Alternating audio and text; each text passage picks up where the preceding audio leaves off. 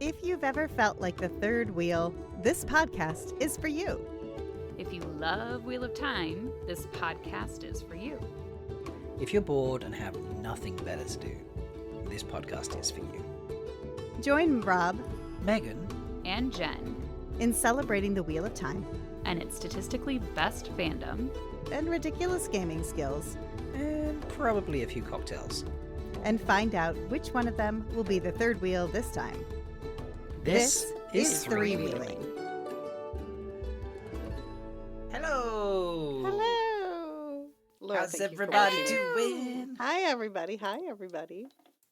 I'm laggy already. This is not good. Oh no, why are you laggy already? Are you behind us? No, it just like I heard the music and it was like, so I didn't say hello with everybody else because it was so Oh my slow. gosh. Because here at Three Wheeling we do it 3 times. Hi everybody! Hey, everybody. Hello. Yay. Happy podcast after the last episode. Yeah. Mm, Oh, the shut longing up. the longing has officially begun. Which was why I was having my conundrum for when to watch the episode. So let me take you through the story, okay? Oh gosh, please, okay. we'd So I love was to all hear like, I'm totally gonna like get up in the middle of the night and watch the last episode. And then I was like, oh, I do that, and then it's like over, and then I still have to go to work the next day, and then I've got the weekend. So I'm like, no, I'm gonna totally like wait till after work to watch it because I want to like spread it out a little bit more. And then Matt Hatch was talking about how he was going to release the Yosha interview. And I was like, oh no, do I want to do it in the middle of the night again? But no, I ended up waiting. But I didn't wait till the normal 8 o'clock when the girls were gone. Colleen could come over. We watched it at 3 p.m., like as soon as I got home from work. And then, yeah. So Very cool. that was my story. I just for clarification, I have not watched the Yosha interview yet. Oh. I have. I will watch it at some point, and you can say what he says in it. It's totally fine. I just I mean, yeah, there I just haven't wasn't got around to watching anything like earth shattering, I would say, but it was just, No. it was, he knows Rand in and out and But really yeah, loves one the source of us. material. Yeah. One of us. It was, yeah. That's fair because I've Yeah. definitely heard Sarah Nakamura be like, dude just keeps trying to be book 14 Rand, and I'm like, I need your book 12 Rand or 10 Rand. He's like, we're on season 2, dude. I need you to be book 2 Rand. You know, stop. Yep. Yeah. Yeah. It's like, but this is where I'm going, and she's like, you're not there yet. Yeah. It is great. It was fun to, it was like, the interview was like watching literally one of us like talking about the books, like with that And nerd level of out. authority Mhm. and like, you know, oh, when he does a blah, blah, blah, and then when this happens or blah, blah, blah, well, don't forget we're going to. And I was like, that's awesome. It was great. Yeah. I mean, we knew that, but it was really fun to watch it. Mhm. Yeah, I don't think we'd really had that sort of demonstrated. We knew he reads the book, or had finished reading the books and such, but I don't think he's actually demonstrated like how much of a fan he is, rather than just knowing his source material. Yeah. It was funny because every once in a while he'd say something like, you know, like blah, blah, blah, Rand's going to do this, blah, this, you know, and then Rafe, our showrunner, as if we didn't know who Rafe was. Like, he Right. wasn't speaking that way about the books. He was like, I can talk about the books among you because y'all get it. But then when he was, I mean, like, you know, the guy who created the show, like, whatever. You know, it was really, it made me laugh. I It's love like that. we're all equally obsessed in all aspects of the Wheel of Time. So. Yeah. Yes. Yes. I love that. That's great. So I'm excited. I'm not calling this the longing. I mean, I am. David was like last night, we were talking about it. He was like, so what do we do now? But, that just makes me think of Pinky in the Brain, you know. right? What do we want to do today, Pinky? But it was, Every yeah. night, watch Wheel of Time. Exactly. Oh wait, Great. that needs to be a reel. I need a clip of Pinky in the Brain. Same thing we do Yes, every night, you Pinky. do. Watch the Wheel of Time. You know. Yes, you do. Oh, for That's those so of you good. that are listening, Jen is wearing the Moraine hat. We will post a picture at some point. But she found the hat in Ojai. I did. It's not exact. I mean, I did rewatch her hat. I like actually looked up her hat while I was at the store because I was like, and there was a slightly darker one, but I liked this one better. And but it is my No, I Maureen think hat. that one looks like the right color. It's pretty close. It's pretty close, Yeah. yeah. And it's very comfortable, and it is. I'm obsessed with it. And it's Like we very are with comfortable. Maureen's hat. Yeah. Yes. It's beautiful. So I I love can't it. wear my headphones today even because I'm like, I have to wear my hat. Yeah, the only difference that makes, folks, is Jen can't hear her own voice right now. That's No, I it. can't. It's So I totally don't know what I throwing sound her like. off. Yeah. It is. So I simply listen to my own voice when we're podcasting. I mean, I listen to all of us when I edit, and now thanks to Meg pointing it out, I actually try. I haven't actually listened to last week's episode yet, but I try and listen back to ourselves when the podcast comes out. So, but celebration time on the podcast, folks. We just hit 2,000 downloads, And we're on our 30th episode. and this is our 30th episode. I didn't even know that part. I did know about the downloads. Which didn't I realize thought, I it was like, ooh, episode 30, finishing season 3. It's just very fitting. It Yeah. is. It is synergistic. So we should wait to do the next 10 episodes for season 4. Nah, I don't think so. No, can't do that. So, but yeah, considering we do mostly every other week, and we took a short break. It's really exciting to be like 2,000 downloads. That's really cool. So, Thank you, everyone, for listening. yeah, Thank you. absolutely. Cheers. Cheers. No, Oh, Sherbet wait a Mango. minute. Oh, bless. Sherbet Mango, don't desert us during the logging. We will not desert you. We promise you that. So, No, but do you know what? Hey, Jen, do you know what time it is? what time is it, Rob? I think it's time to ask. What's Meg, Meg drinking? drinking? One day. I just barrel through it because I know you're gonna delay to try to catch with me, and if I try to delay too, then it's really gonna be a that's the disaster. key, Jen. Don't delay. Just I just start barrel saying through it, and I'll catch you and be You'll there catch with it. you. So yes. All right. Meg is drinking Alcair Dal. Ooh. Ooh. So I tried it. So it's like a margarita, but with pineapple, so it looks more golden bowl-ish. And then I put it in a margarita glass because that kind of the top part looks like the shallow bowl of Alcair Dal. So, Yes. So that's basically the inspiration. So the recipe is in a cocktail shaker with ice. Pour 2 ounces of tequila blanco, half an ounce of triple sec, half an ounce of pear simple syrup, which I made myself. Half an ounce of lime juice and 2 ounces of pineapple juice. Shake and strain into a margarita glass. And so I was just like, we got all these simple syrups I need to do stuff with before it goes bad. So I'm like, well, put some pear in there. And Troy's like, actually, if you look in a margarita mix, pear is pear concentrate is one of the first ingredients in a margarita mix. There we go. Did not know that. Mm-hmm. So, and how did you make pear simple syrup? Did you just boil pears with sugar? So I had a pear puree for another cocktail. And so all of the peels and whatever that I took off of the pear, I put in with sugar and water. Yeah. Mm-hmm. Okay. Nice. Nice. Love that. Nice. Mm-hmm. Oh, it looks Folks, delicious. I'm very just jealous. as a reminder, Meg is not just our social sleuth, she is cocktail extraordinaire. Friend to the alcohol stars.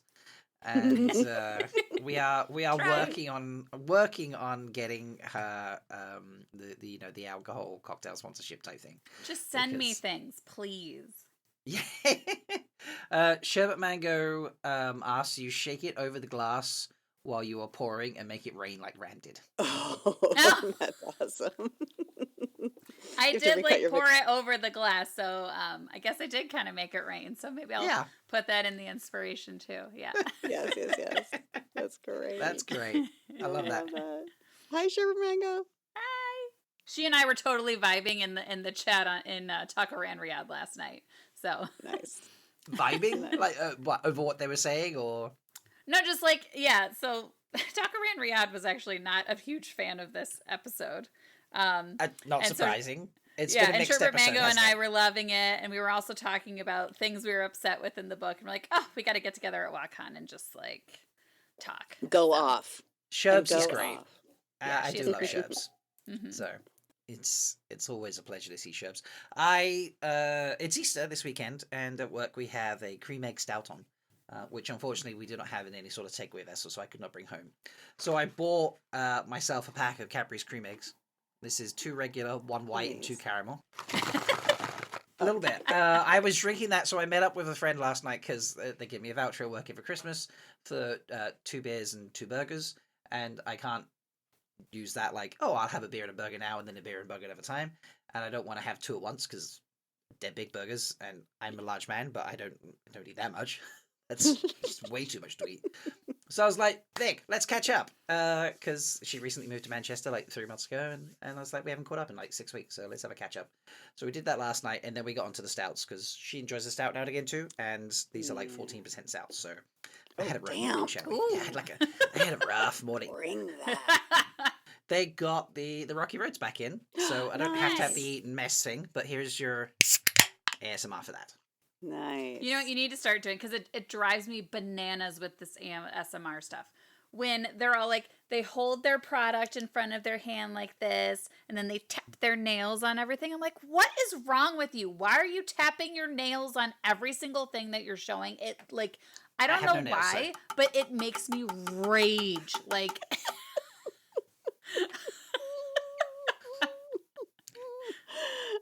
I just think it's the dumbest thing, and it drives me crazy. Sherbet Mega hates it too. Like, look, Meg is my twin, Sherbs, okay?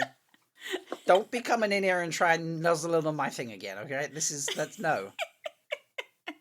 All right? Yeah, but Dana Lou is your other lost sister. Megan just apparently I'm not enough is what it comes down to. Megan needs That's- siblings all over the world Yes. because I'm not enough, and our brother is not enough. Yes. I'm gonna call him right now and be like, You two are not enough. You know, that's we're that. not You know. It's true. Neither is Austin and I Rand. both- we do Or- have Austin and I have a Ken thing going on. Yeah, if it was, although if it was Wheel of Time, it would be Senbui, and not Sinuff. We're not Sinna. Sinuff, yeah. I did see. I'm Yeah. sure. What I think Yeah. Omar from What Series put that out. Like, well, you're not Sinuff, and I'm like, oh, that's You brilliant. know I love that. who's not enough? Samael. Oh, No. he's definitely not. All right, before we dive into, I was editing after the cat debacle, which caused last week's episode to come out late, folks. That's totally on me. He decided to not be well and almost had to go to the emergency vets until he peed all over me and the sofa. And then I'm like, okay, you're not blocked and you're not going to explode inside. I was listening back and I was like, we really just dive into the episode last week before we basically did anything. Yeah.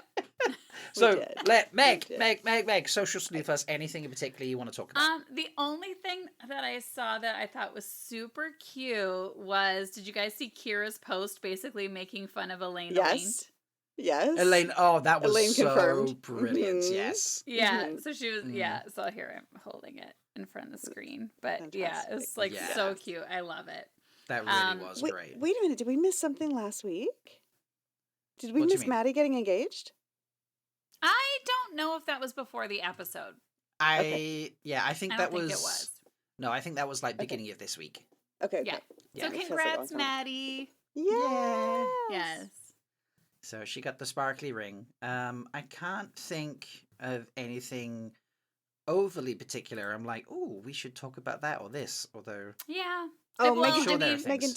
Megan did point out that she did send me the picture of Daniel Honey on KTLA, which is like the news station down Mhm. the street from me. I was like, he was literally like down the street. And he's like you and I. Well, like he's more like you because he was raised in Michigan and now lives Yeah, in I LA. lives in LA. So like, Yeah. you need I to know. bond I over know. that. We would Yeah. be best friends. so Meg We picks will be up best siblings friends. from the fandom. You pick up siblings from the TV show. Well, that's true. You I'm know. working on that.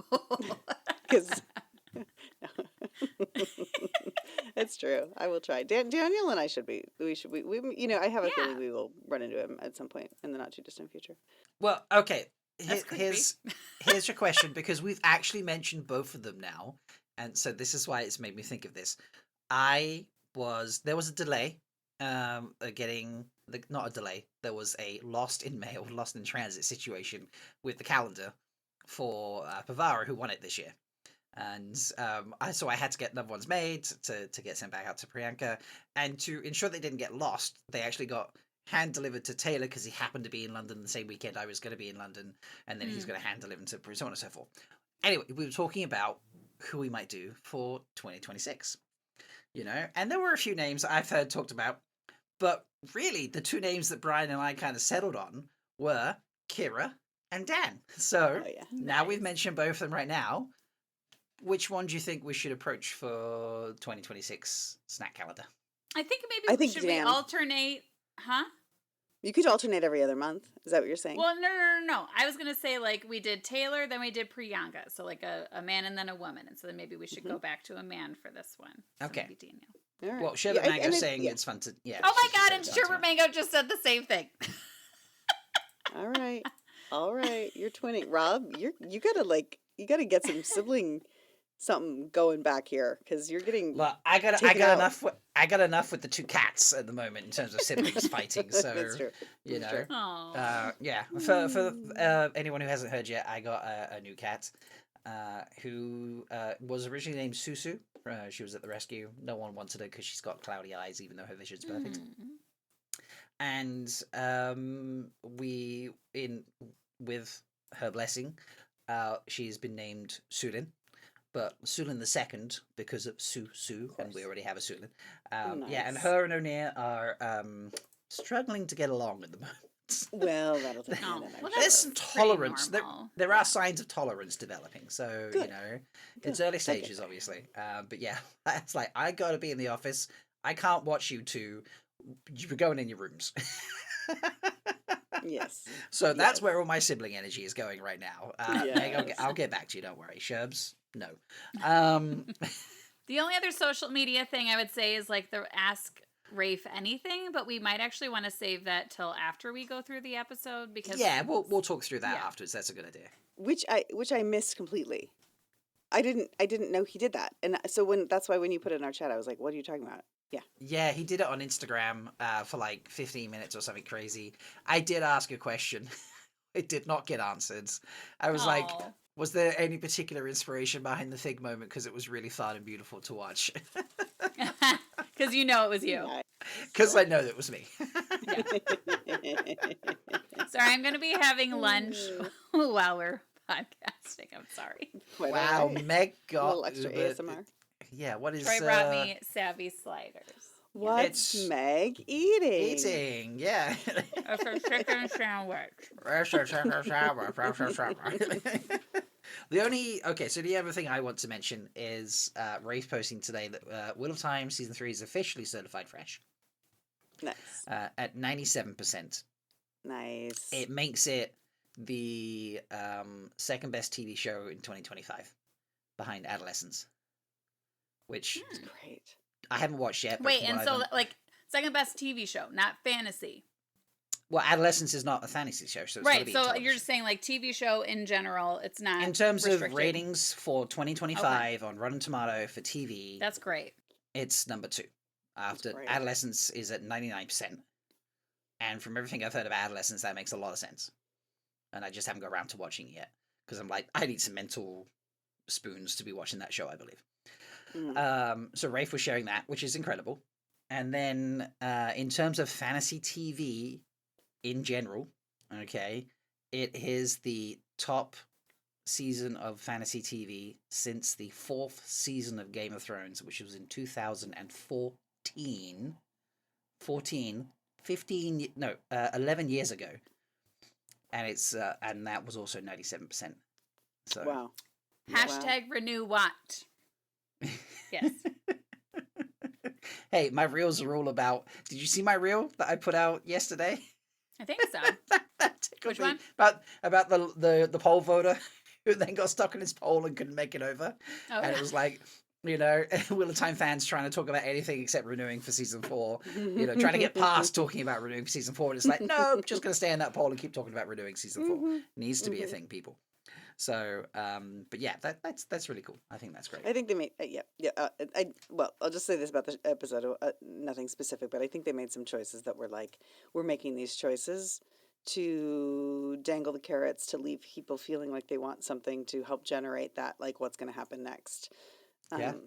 Buzz, both among the fandom, among the non-fandom, and among studio people. So Yeah. I think they made some choices that, for that reason, actually. Yeah, I started watching. Do you guys know the previewed reaction channel? Mm-hmm. Yeah, I just watched theirs this morning, and they were just like, "This is the best episode of fantasy TV ever." Like they just thought episode that, 8. Yeah, they thought Yeah. the battle with Leandra. Oh my god, I swear. And even in my notes, I was putting Lanfear / Leandrin. I don't know what's wrong with me, but with Lanfear and Moraine, they were just like that was like off the hook. Which like Taka Ranriad was saying that they were not impressed with that battle at all. So I Really? find it very. They were just like they felt like Okay, there was just too much with. Okay, yeah, we're getting ahead of ourselves. I no, guess, no, but no. It's fine. I'll just be like, I love the episode. Jen, you said you love the episode. Jen, you love the episode? yeah, Me? Are you asking me? Or Yeah. Meg? Yeah. No, I knew Meg did because Meg said earlier she was vibing with Yeah. Sherbs about it. So Yes, I did. It's Okay. not my favorite of the season, though. I mean, All right, yeah. that's why I'm no, qualifying. It's not 6 my was favorite of the so season. good. 7 for me. Obviously. Seven's my favorite. Mhm. As I was told by Sherbet last week. Um, although 8 was a very good episode. I think it might be. Oh God, I don't know. I'll have to think about that. That'll come later. See, Jen, I thought 8 might take it for you because of Nynaeve's block getting broken. I understand. Like I got like a little bit misty, and you said you didn't, and I was surprised. I have lots of thoughts. We're gonna leave it at that, and as we go through, we'll talk. And I have thoughts. I have lots of Well, we thoughts.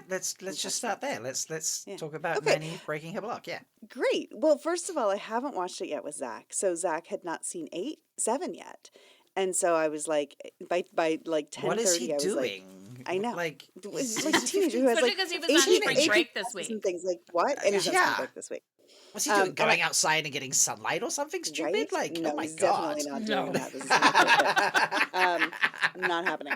But I was like, and he really wants to. I mean, he's loving the show, but he didn't get to watch it the week before because he actually did have, it was like the last day before spring break. He had like a bunch of exams and stuff. So he was like, I can't watch it that week. And then, so at like 10:30, I was like, dude, if you don't start episode 7 right now, you're not going to be caught up to watch episode 8 with your dad and I at midnight.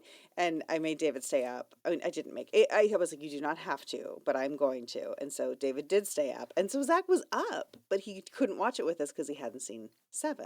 I even was like, you could watch 8 because nothing from 8's going to happen and be talked about. In nothing. Yeah, from like 7 and 8 are independently. I was like, each you other could in how just, they you end up could this just season, switch yeah. it, but he was like, no, I'm not going to do them out of order. Yeah. I No. know. And so anyway, and of course he wouldn't.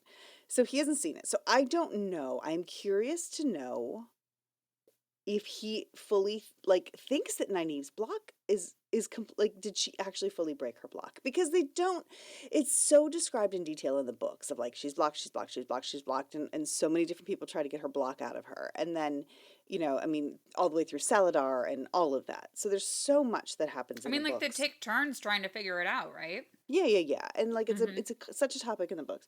So it hasn't been talked about as much here. It has been, but it hasn't been.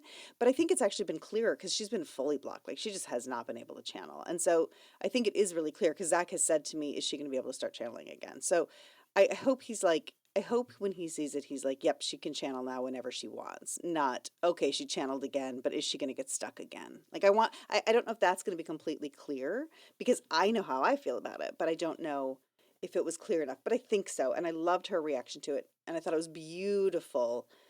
And then I have mixed feelings about what happened next, which is where I've been like, With the Tanchico storyline.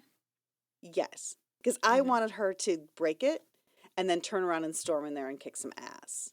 And I Mhm. was like, I wanted to see that immediately after, but on giving it 24, 48 hours. No, I don't, because I think they made a really nice choice to actually be like, oh, what's she going to do now that she's got her power back? Like, Yeah. where is it going to take us in the next season? I don't know why they're on a ship, whatever. I guess somebody else left on a ship, so they took off after them. And that was also a little confusing to me. But I think I'm okay, because I think if we'd immediately gotten okay, she's got her power back, now she's OP, she's going to like tear the place apart, it would have just been like, okay, then now what? Now, the real now what would have been after that. We would have Yeah. been like, well, now what? What else can she do? She's already done everything she needs to do.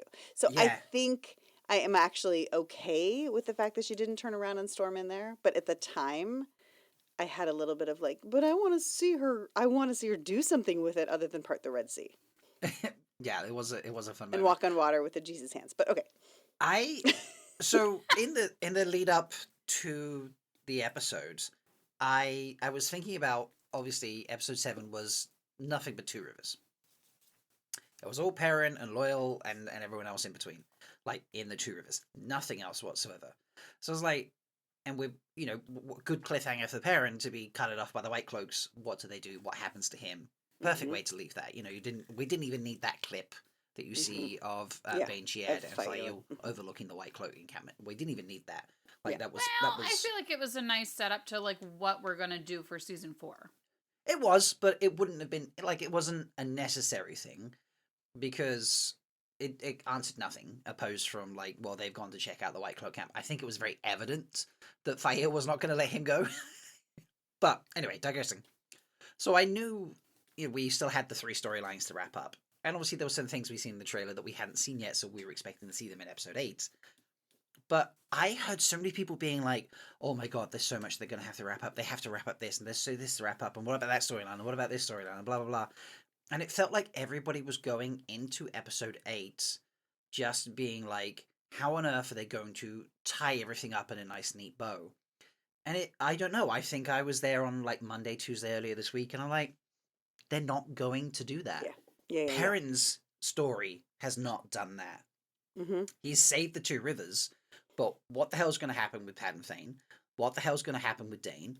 What the hell's, there's so much unexplained there still. I was like, why would they leave his story so open and wrap everyone else's up in a neat bow? And I was like, I went into the episode expecting no one's storyline to be completed, like nothing to be wrapped up in a nice neat bow, beyond Rand revealing to the Aiel his bit, because we saw that in the preview, Nynaeve getting unblocked, and just some developments like that. Somebody made an Empire Strikes Back, it feels very Empire Strikes Back, where it's like unfinished and like, oh shit, like what the hell's gonna happen next, sort of thing. Yeah. And Rob, I think you're right. I think we were all like, I even said that, I think last week. I was like, I wasn't sure we were going to have just 2 rivers in episode 7, because I was like, there's so much to get to in episode 8. How can we do that? And so I think I also was like, I think, my early prediction of the season was that we would have like these really powerful, like, yay, we did it moments, followed by the coup, and then Maureen dying was what I thought. And that would like leave us with the like, ugh.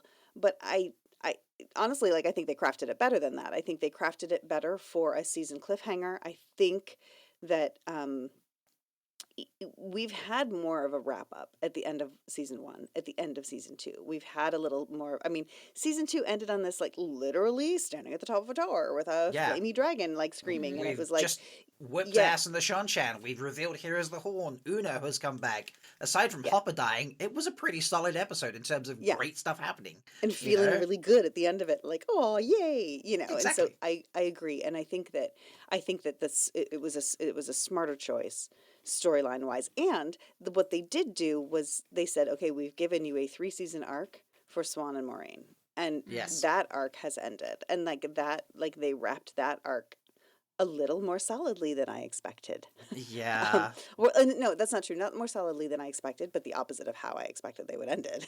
So, I was very surprised Maureen was alive at the end of this. Yeah, or I agree quote, with that. Alive. Yeah, we hadn't seen her die. And I think what happened to Swan was, the words I've used are unnecessarily brutal. Yes, and I mean, okay, I've had actually a lot of behind the scenes texting with Jenny about this, with Lesbian Nerdy about it. And Sherbert Mango mentioned that her review is pretty harsh, and it's not just that moment in particular. Like she has lots of issues with lots of different places and different things in it, but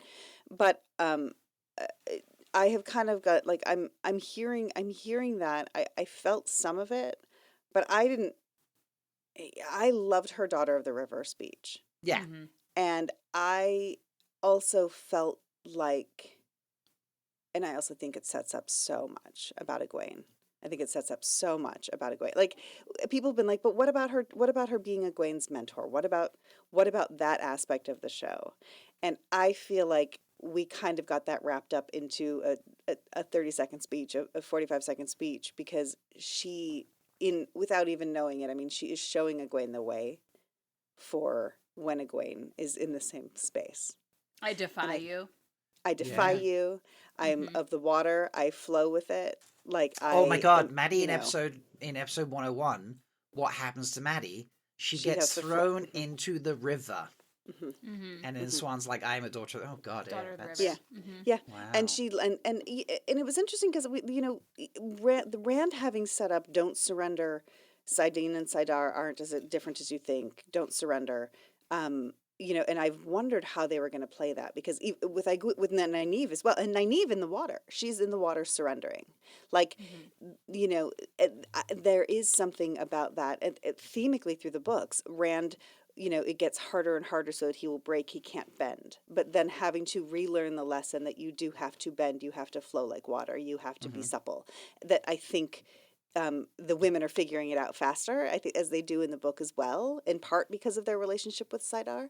But I think that they're setting this up of like, there are other ways to fight. And I have done what I needed to do. I hated seeing her beat up.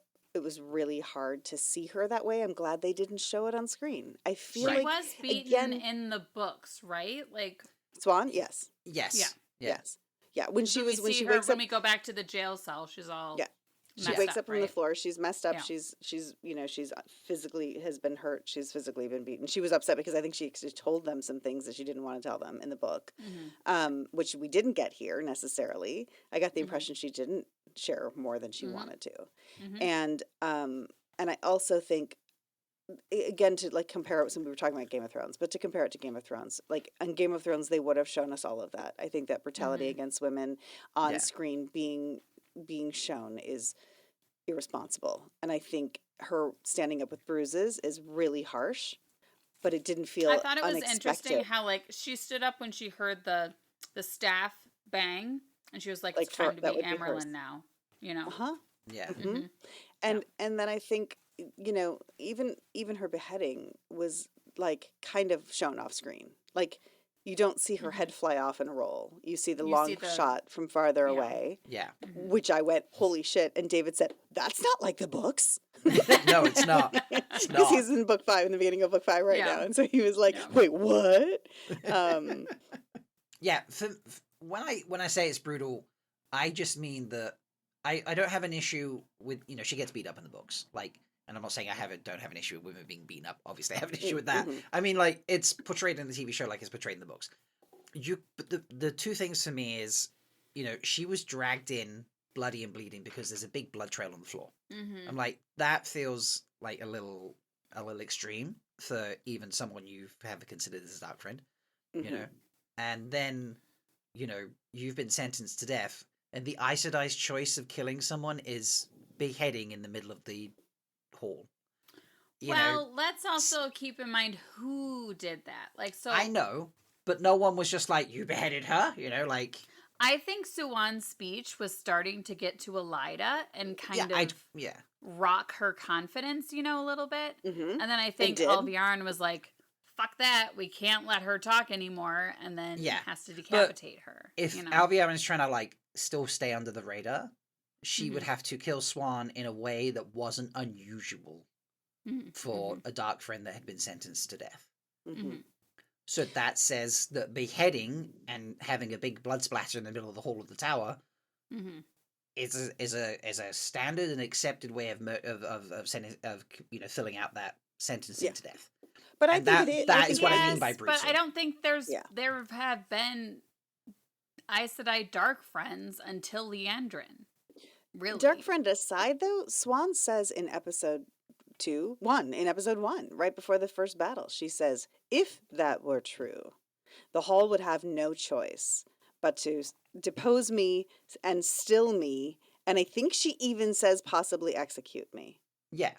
But it's So, just right? like there are many ways to kill someone, and I Yeah. don't see a civilized white tower using beheading as, not even like the guillotine style beheading, just like full on while you stood up, blood everywhere type beheading. It just that felt brutal to me, like Disagree. not the way that fair. Totally fair. You know? Well, no, I mean, I agree. You're I know. you're I you're don't allowed to disagree with you. disagree. Yes, I don't disagree with you saying it feels brutal. I think it feels brutal. I think civilized white tower is the phrase that I disagree with because I don't think there's anything civilized about this white tower. And I do Okay. think that this is where they've pushed it. I think the white tower we know from the books would not be as brutal. Like, but you would be executed in the hall in front of the hall because in a way you have to be executed there. If you're sentenced to execution, you have to have witnesses. And the hall need to be those witnesses, and it shouldn't be the public because they're always like, we don't do this out in public. We True. do it behind our closed doors. So that all fits to me, but I also don't think that this White Tower is civilized. I don't think they would like brutally behead somebody I mean, I necessarily. assumed that the 11 sitters that she had in there, like, were probably stacked with 80% Black Sisters anyway, because of Which Alcair. let's talk about. Can we talk about the 11 sitters real quick? So Yeah, Sure. because why did they send took a Galena out? I took a copious amount of notes. Good. Shocked. With like a So lot shocked. of quotes. I know, Good. right? But I felt like there was a lot of wording that was really important. So she said 11 sitters by the minimum for tower law. But then she says it also has to be unanimous to depose. So I think as long as you get out 10 of the sitters, then it's considered unanimous. Yeah, it's unanimous by the Yes. sitters who were Yeah. there. Correct. Not, Which I not found unanimous across the interesting. 21. Yeah. Yeah. But I think Yeah. that was true in the books as well. I believe, think- yeah. They had the bare minimum of 11, and I do believe it had to be unanimous. Yeah. Mhm. And then Egwene throws in, be like, hey, how do you know some of the 11 weren't Black Aja, and thus their vote ineligible, and thus everything against town Right. law? Yeah. Right. And we already know that there were, 5, 6 in there last time, but Yeah. at the beginning of the season. Question for you, though, because I meant to go back and look at this. Are there 3 red sisters in there at that moment? Or I don't not? know. Because I don't think there can are. be because Galena would No, be because out. Galena is one Galena of them. is a sitter, right? Yes. Do we know for sure that Galena's a sitter? Because actually, they didn't let the red sitters in the beginning. It could have just been. I mean, it was Galena and It was Sutama. Galena, Tsutama, and somebody else. Mm-hmm. But Wait, I don't or remember is who was with them. wait, no, Leandrin would have been a sitter, right? But was there another red there? No, Leandrin's not a sitter. Well, Leandrin is a sitter when Suwan is raised. But not. Right. But not Which, in can this we talk moment. about the shawls? Oh my god, I was so excited to see the shawls. I was like, I don't that's know such why that fan made me so service. That's excited, such fan but it was. service. It was beautiful. It was great. It was great fan service. And they had the fringe and everything, did. and I loved They it. did. Yes. Yeah, just taken out for pure ceremonial moments. Yeah. Yeah, So, yeah. Like good okay. ceremonial moments, not bad ones. Yes. Right. Yes. Absolutely. But I have almost the whole cold open highlighted in my notes. We really need to talk about this at some point. Okay. So, All right. I'm looking. There is no blue, obviously. There is one gray sitter, I think. I'm trying to look too. Thank you. Yeah, and there's not much going back and forth that I can see. Yeah, one gray, 2 greens. It looks like maybe. There's at least one white. well, because is Alana They a might sitter? be 2 reds. So Alana's out of the tower at the moment. Right. Yeah. Mm-hmm. Oh my God, the Which scene just with seems Varys, irresponsible. That That the Alana would green be wouldn't out? like, or that like if she's out, you need to get a temporary replacement. Oh, I'm sure they did. Yeah. But that person was not, again, like they're not going to bring in Mhm. everybody they need to bring in because, Yeah. they're not going to be like going around announcing, hey, everybody, you should come to the hall. So If they I wouldn't be can unanimous. see a wide shot just when Alviarin takes out Leanne. There is 1 gray, 1 brown, 2 blue, 2 yellow. So what's that? That's 5. There looks to be 1. Must be 1 green. Yeah, there's one And- green because the greens are next to the red. There is one green there. Who's that green? I don't know. She's yeah. dead to me. That bitch. So what's that? So that's 6. So we need 5 more. There's no reds. There's got to be. Maybe that's reds then. I don't know. No blues. Yeah, I can't see any blues. Well, Elida's got more to stand on if it's not 3 reds. If there aren't 3 reds there. Like if she's like, it wasn't even members of my own Aja. And interestingly enough, I mean, obviously they know that's happening because Galena's whole ruse, but I think that, they were against Elida when she came in. She didn't have the support of the Reds. Mm-hmm. All right, so it's going around the room a little bit here. So there's definitely 100%. There's 2 yellows. Okay. Damn So yellows. let me flick back 10 seconds. Me too. Who is this? Yeah, Okay, so yeah, here we go. I've got it. there's too. one Let's see. one grey and one brown. Yep. Okay, there's And they're all two. sitting in their center seats. They are sitting in their center seats. Now, to the left of the Elida, there are two. Is that green? Or That's blue? green. That's That green. is green. So there's two So- greens. Two greens. So yeah, so two yellows, two greens, one brown, one grey. That makes 6. All right, and then let's roll around. I think I did see some reds. To be honest, 1 second. There are 2 reds. Okay, so now we're on Okay. 8. So we need 3 more, and we have 2 Ajas left. Who We're yellow, white. the white. Well, So- Alviarin should be one. Alviarin would have been one of them, correct? Mhm. Because Yeah. she's now keeper, but she wasn't originally. Mm-hmm. Whites and so Well, we've got blue, green. but we won't have any blues, right? No. 2. Yeah. So, So that means blues. 3 whites. So that must be 3 whites, Yeah. which I don't know. Let's see, going around the room, see if we can get any. It could be in that scene where Suwan's getting stilled. I know we get a bigger.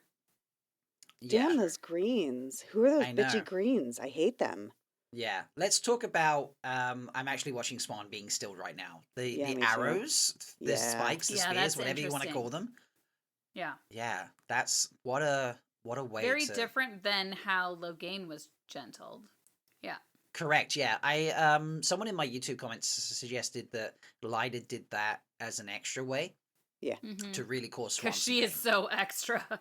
Yeah, because the end of it, with like sort of that like I don't know flock of it's like a wings Her power being put coming out. The power coming out. It's almost like a set of wings coming out of the type thing. Mm-hmm. Yeah. That was very similar to Logain. Yes, that was similar. Yeah. Although what was interesting, I don't know if you guys noticed it, it almost looked like her eyes dilated as the power was coming out of her. Not that that's even a big deal, but Yeah, there's definitely one white in the background that I just saw after Swans had the power removed. Okay. So the one white there, Alviarin makes 2. So we are missing 1 sister from the whites potentially. Also, so they bring it to the hall. I mean, actually, would Elida have been a voting red to vote Mhm. to depose? Like, could she have been a voting Oh. red? No. Galina's out. It looks like Suotama. It does look like Suotama's there. Okay, no, so Sutama's got sent away. you Is can't. Suotama with Galina? Oh no, you're right. She got sent away before. No, she didn't got sent away to go get Mazrim Taim. Yes, Mhm. and they replaced her.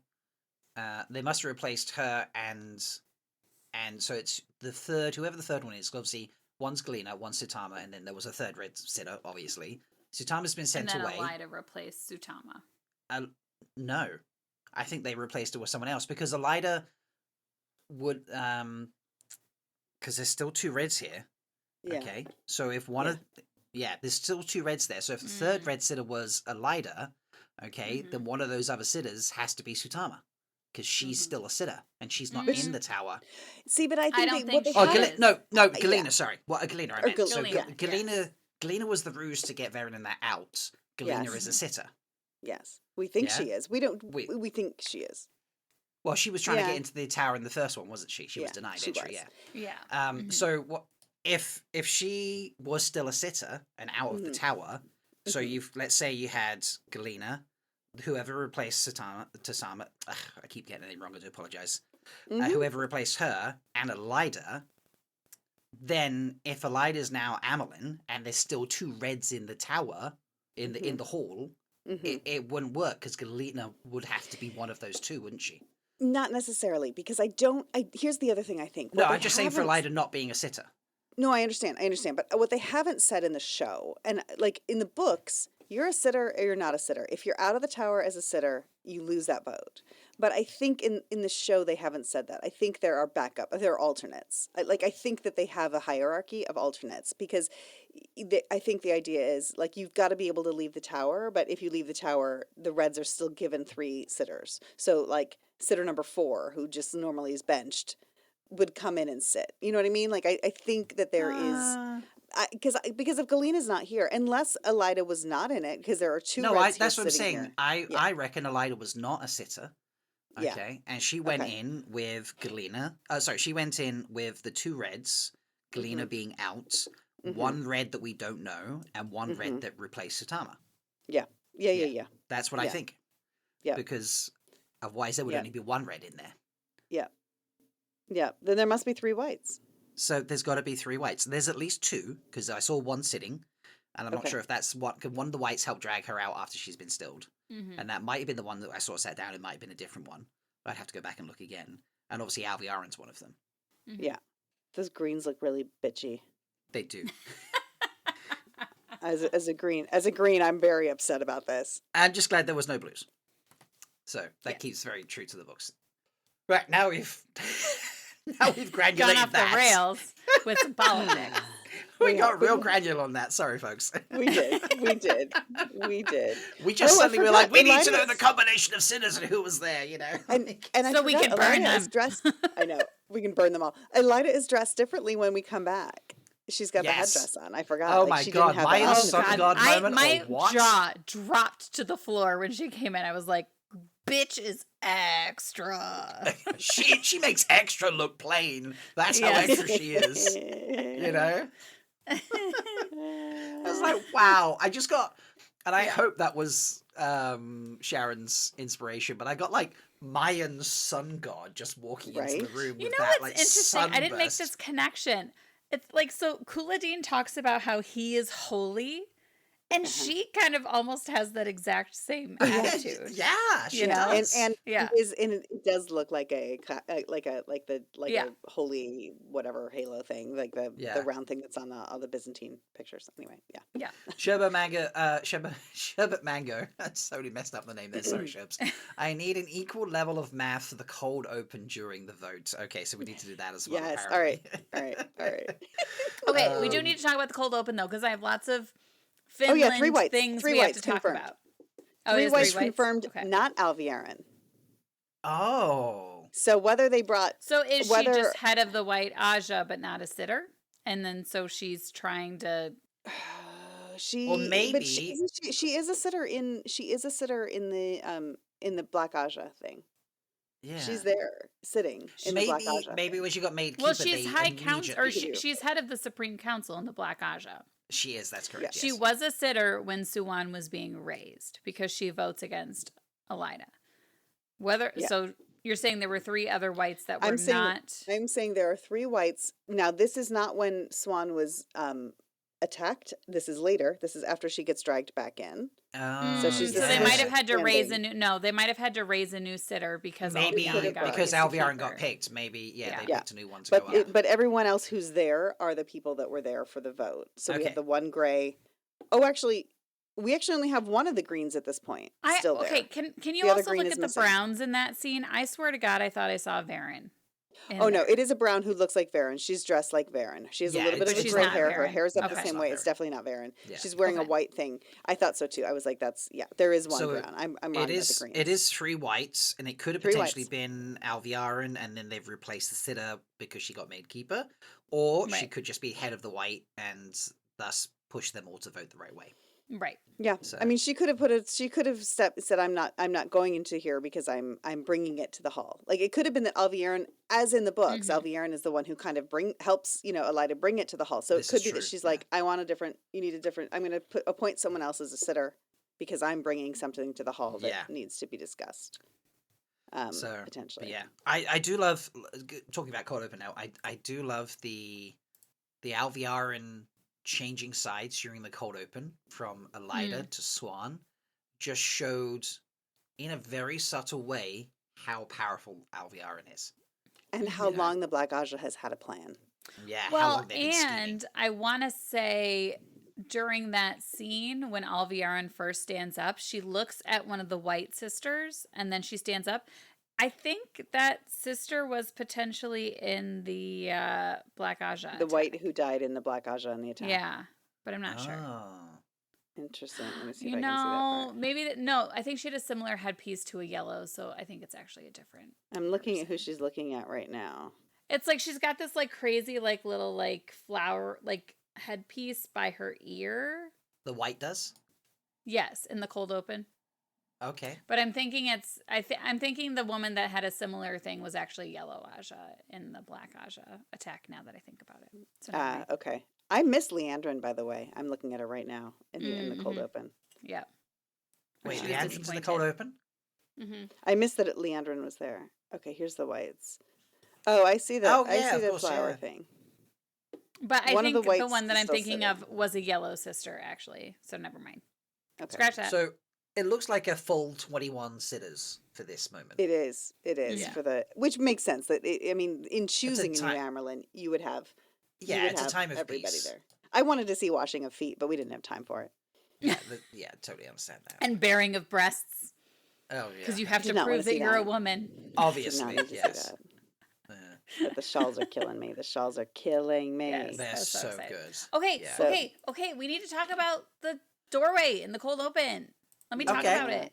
Yes. Oh my God, David missed that it was the redstone. Oh, Like, really? In the cold open? Yes, he was like, I did not see that it was the redstone doorway. I assumed she was stepping out of like the accepted triangle or something. He didn't. It just didn't like he didn't clock it until we talked about it after. Wow. It was very fast. I mean, we were all waiting for it, and we were all like, and she comes out dangling her bracelet. My Yeah. bracelet. But she couldn't have gotten Which it there. I don't think She did she not get it got there. it there. No. No, she No. didn't. But Well, there's she two went for theories, isn't answers. there? She must have gone to Tenchiko already to get because she got answers here. Okay, and so you get yeah. objects there. Yes, get because gifts she there. says something like, because I think Alviarin says something like, what did they promise you? Yes, And she she did. said the Amerlin seat itself. Or what did they? So, Yeah. right. So, like, the answer that she got was that, yes, she would be raised to Amerlin at some point. And she thought that it was was what I that day, but it wasn't. Yeah. So, yeah, she could have potentially gone through the Tanchiko doorway She must have. and gotten that as a gift. Or it's possible that somebody else got that gift and that was hanging out in the 13th depository or whatever. And I'm trying to think, okay, so what is the purpose of this bracelet is my question. I think Yeah. it's something that like protects you from the fin so that you don't have to pay a price. Because it does have snakes and foxes. Okay, it does have snakes and foxes on it. And in the BTS picture, it says that it's an eel fin bracelet. And she came out of the eel fin door. So she definitely did Correct. not get it from that door. Right. No, I think. I mean, I think, and I don't know that her foretellings are associated with it, but I'm not convinced that they're not. She's wearing that when she puts the coronation crown on Morghese. Yes. Mhm. So I went back and checked. So she has it and had it then, which to me means that whatever foretelling she had. I mean, obviously we know that she had that. Whatever foretelling she had about the Andor royal line and of royal Andor, line yeah. Mhm. is she had prior to putting Morghese on the throne. And she's Yes. wearing the bracelet when she puts her on the throne. So my guess is that she went through the red doorway in Tenchiko at some point a very long time ago, received the bracelet then. That has been part of her foretellings. I think they're just going to make that part of her foretellings. I mean, I don't know. Katara has regular foretellings, so maybe not. But Yeah. if she did that and has had that for all that time, then she knew she needed to go at some point through the one in the White Tower to get answers. Yeah. And and Elida being Elida and being calculating, like she's gonna wait until she has the right questions to ask, or whatever. And like decided to go through right before to find out if she was gonna be the Amerlin seat. Interesting that like when she comes out the doorway, she is smiling and looking at the bracelet. And Alviarin says something about how many of our sisters have gone in and not come back. And then Elida says, well, I have, or something, or whatever. And I feel like this bracelet feels like protection from the Finns somehow. I want to go the other way. So I think she went through the Tenchiko doorway, and the price was the bracelet. And I think much in the way that when, like, Moraine and Lanthir are kept held captured by them, and they basically draw out their essence, don't they? They savor, them. The one And power, yeah. The one power. Yeah, I think that in some way they were like, the price will be that we savor your power. Because have we seen Elida being really strong? No. The only powerful thing we've seen Elida do is still Swan. Which she was doing in a circle. Which she was doing in a circle, yeah. So I think potentially the price was, well, you're an Aes Sedai. We are going to savor you for many, many years and allow you to have these visions and things like that. We will, and the bracelet, and that's why she shook one time when she was wearing the bracelet. She had the shaking. Had the shaking and they were drawing some essence or something, you know, and they're taking little teeny tiny bits just to, you know, to get something. I And I don't know. That's just I how I s- feel about it. okay, and I think you're right because the shaking she has the shaking, but then she puts the bracelet on. I believe I'd have to go back and watch that episode, but I think she shakes first, then she puts the bracelet on. Like she's not wearing it when she shakes. Okay. And I also still think that this shaking might be because she's under compulsion from Robin at Robin. that point. She's been under compulsion from Robin for longer than everybody else because she's been in Andor with Morghese A month. a month, Mhm. you know, as long as he's been out. And so she's But Morghese isn't shaking. well, the we not boys that we aren't see. shaking. Well, yeah. Not I got to go back and necessarily. watch if Yeah. Morghese is Mhm. shaking. I've never seen Morghese shake. I feel like we would have picked up on it. Yeah, but we know that compulsion can cause shake. Maybe compulsion on a channeler is what makes a person shake. I mean, Maybe. we know Morghese can channel, but you know, but So little but it makes no difference. Yeah. right because of the Shariam thing from season 2. Because Yasuka Interesting. says, could she be under compulsion when she's Yeah. writing? And the writing thing. Yeah. Okay. Yeah. That makes. Yeah. That I does don't fit. know. I don't know. But I don't think know. I think the bracelet connects her to the fit. I think the bracelet was the price for whatever she got in Tanchico. Yeah. Um, Oh, Sherbert Mango has a really good point too, though, which is Right. I like that Rob. I like that is a siphon. That the price is you have to keep wearing this. But I like Sherbert Mango says, you know, she helped Morghese win the throne in a really brutal way.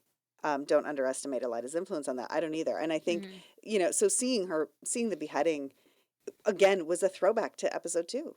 Yeah. Like Mhm. watching the like in the throne room beheading was, you know, yes, it's brutal. I just want to clarify that when I said disagree, I didn't mean about it not being brutal. No, Like, I knew what you it's meant. brutal. No. Okay, Yeah. okay. Yeah, I knew It's that. just- You just meant a just.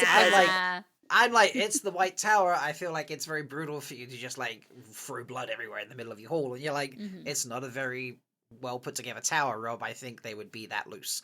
Yeah, that's I understood that's what you meant there. Okay. So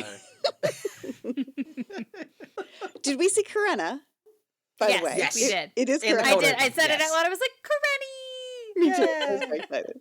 I was which is very excited. really must have been just like a fun moment for her to be like, oh, I get to be Aes Sedai again. I You know. know?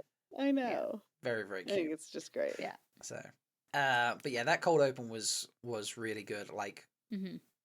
Which I was at first disappointed when it wasn't an Age of Legends, but I feel like I liked getting some more info from Elida's trip going through the Redstone doorway. And then I also like how it basically bookended the beginning and ending of Suwan's reign as Amyrlin. So yes, I agree. Yeah. Which also shows she's only been Amyrlin for 10 years. And do you know what we get? We get hints and nudges about how much the Black Arch has been doing because the previous Amyrlin only lasted 4 years. Yes. So, ooh. Yes. yeah. Yeah. It's a good fun cold open. I Mhm. like it. It does add a lot of context to her storyline and Oh, what and they've been doing Mango for 20 years. makes a point, which I meant to talk about too. So Alviarin stands, and then the rest of the White stand, and then whoever else stands after that point.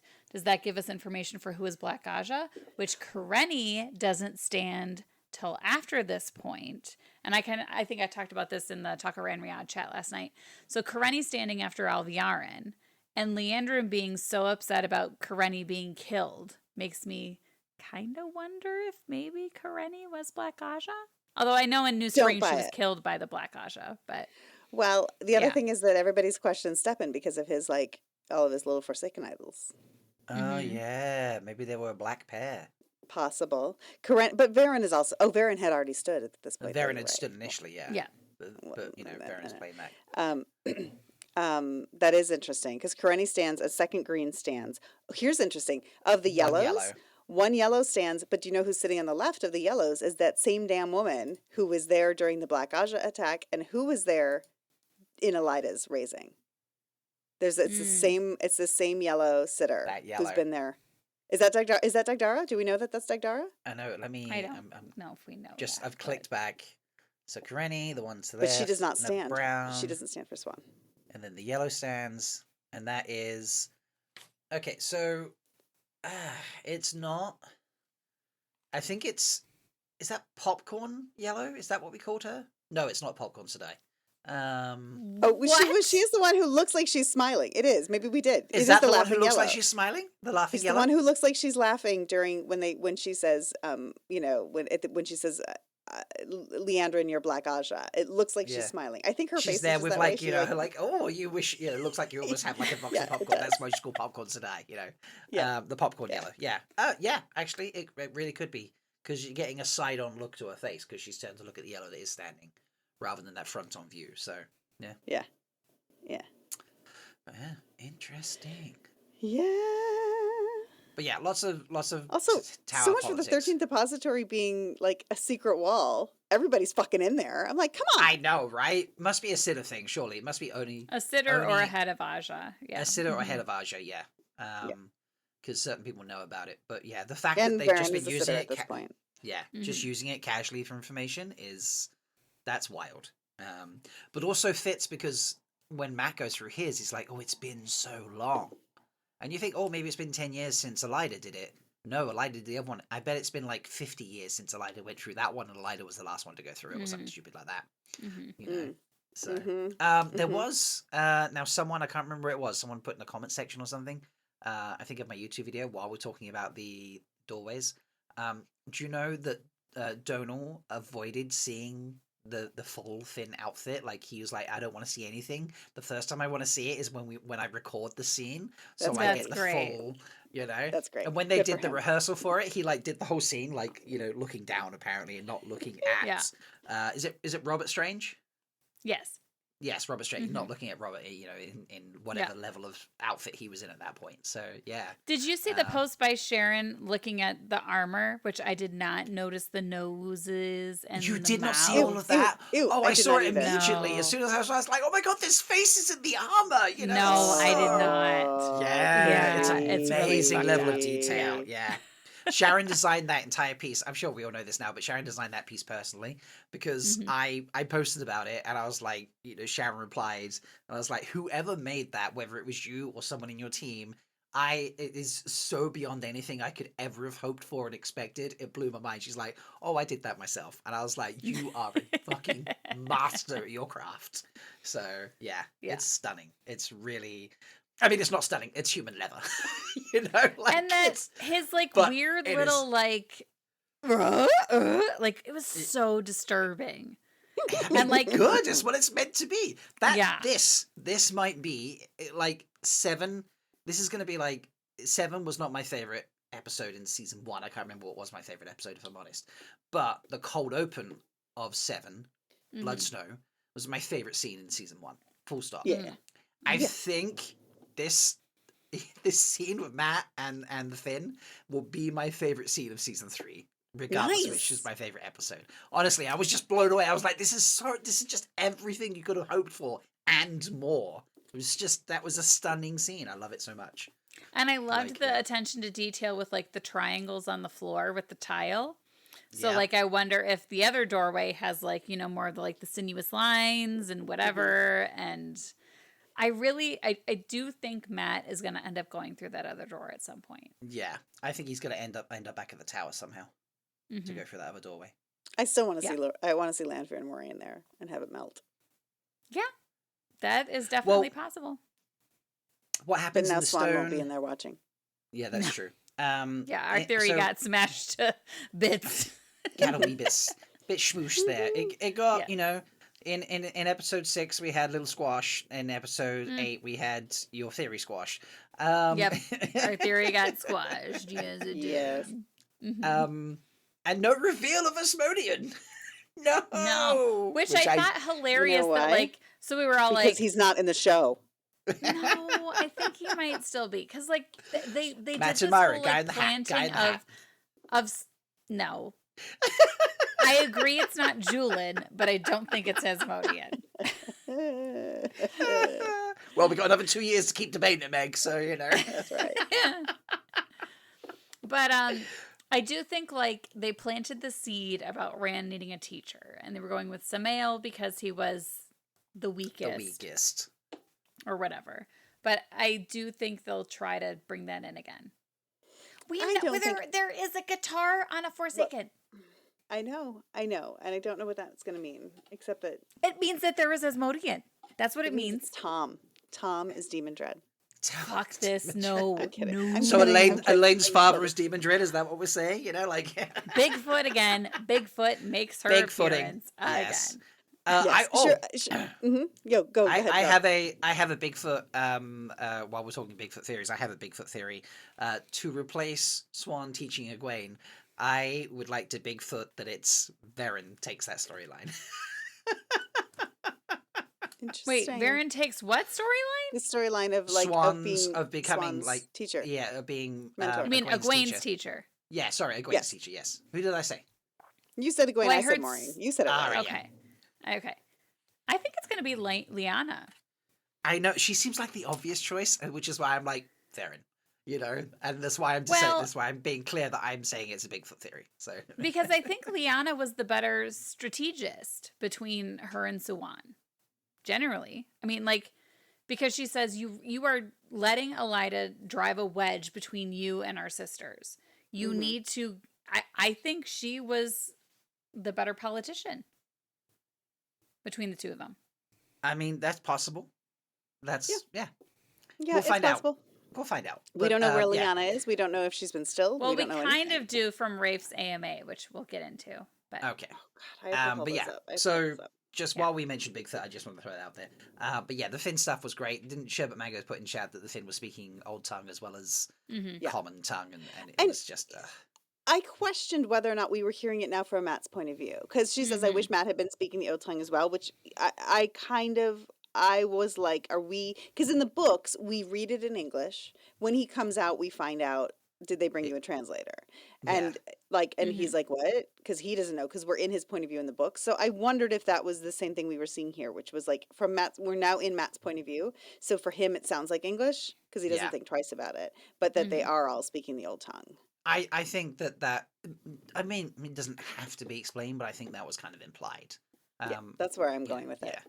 Because I really and I think love that one aspect. moment of Old Tongue was like meant to be a hint that he's speaking Old Tongue, and then Matt understood and just answered straight away in English. So Yeah. But All right, so do we want to I'm- talk about Matt's gifts before we move on? Well, wait. Let's talk. Yes, because let's talk about the Ilfin and the Ilfin for 1 second, because I just went back in the cold open and I'm reading like what Alviarin is saying. by the way, folks, So this it is going is to be a long recording. Aelfin. Just It be- is. Which be Troy was aware of asking that. how long this was going to be, and I was like, Tucker and Riyadh went for 3 hours, and they usually only go for 1 hour, so let that be the metric from which you We'll can see. find out what today's We'll going to see. be. I actually I can am not doing a live stream today because I was just like, I know this is going to happen at other reasons as well, but I was like, I know we're going to be here a while. We like to talk. We're We do chatty. like to talk. So, We do like to talk. But go, Jen. Sorry. Here's one thing that I think is a little misleading, and I hope that they clear it up. Elida comes out when she steps out.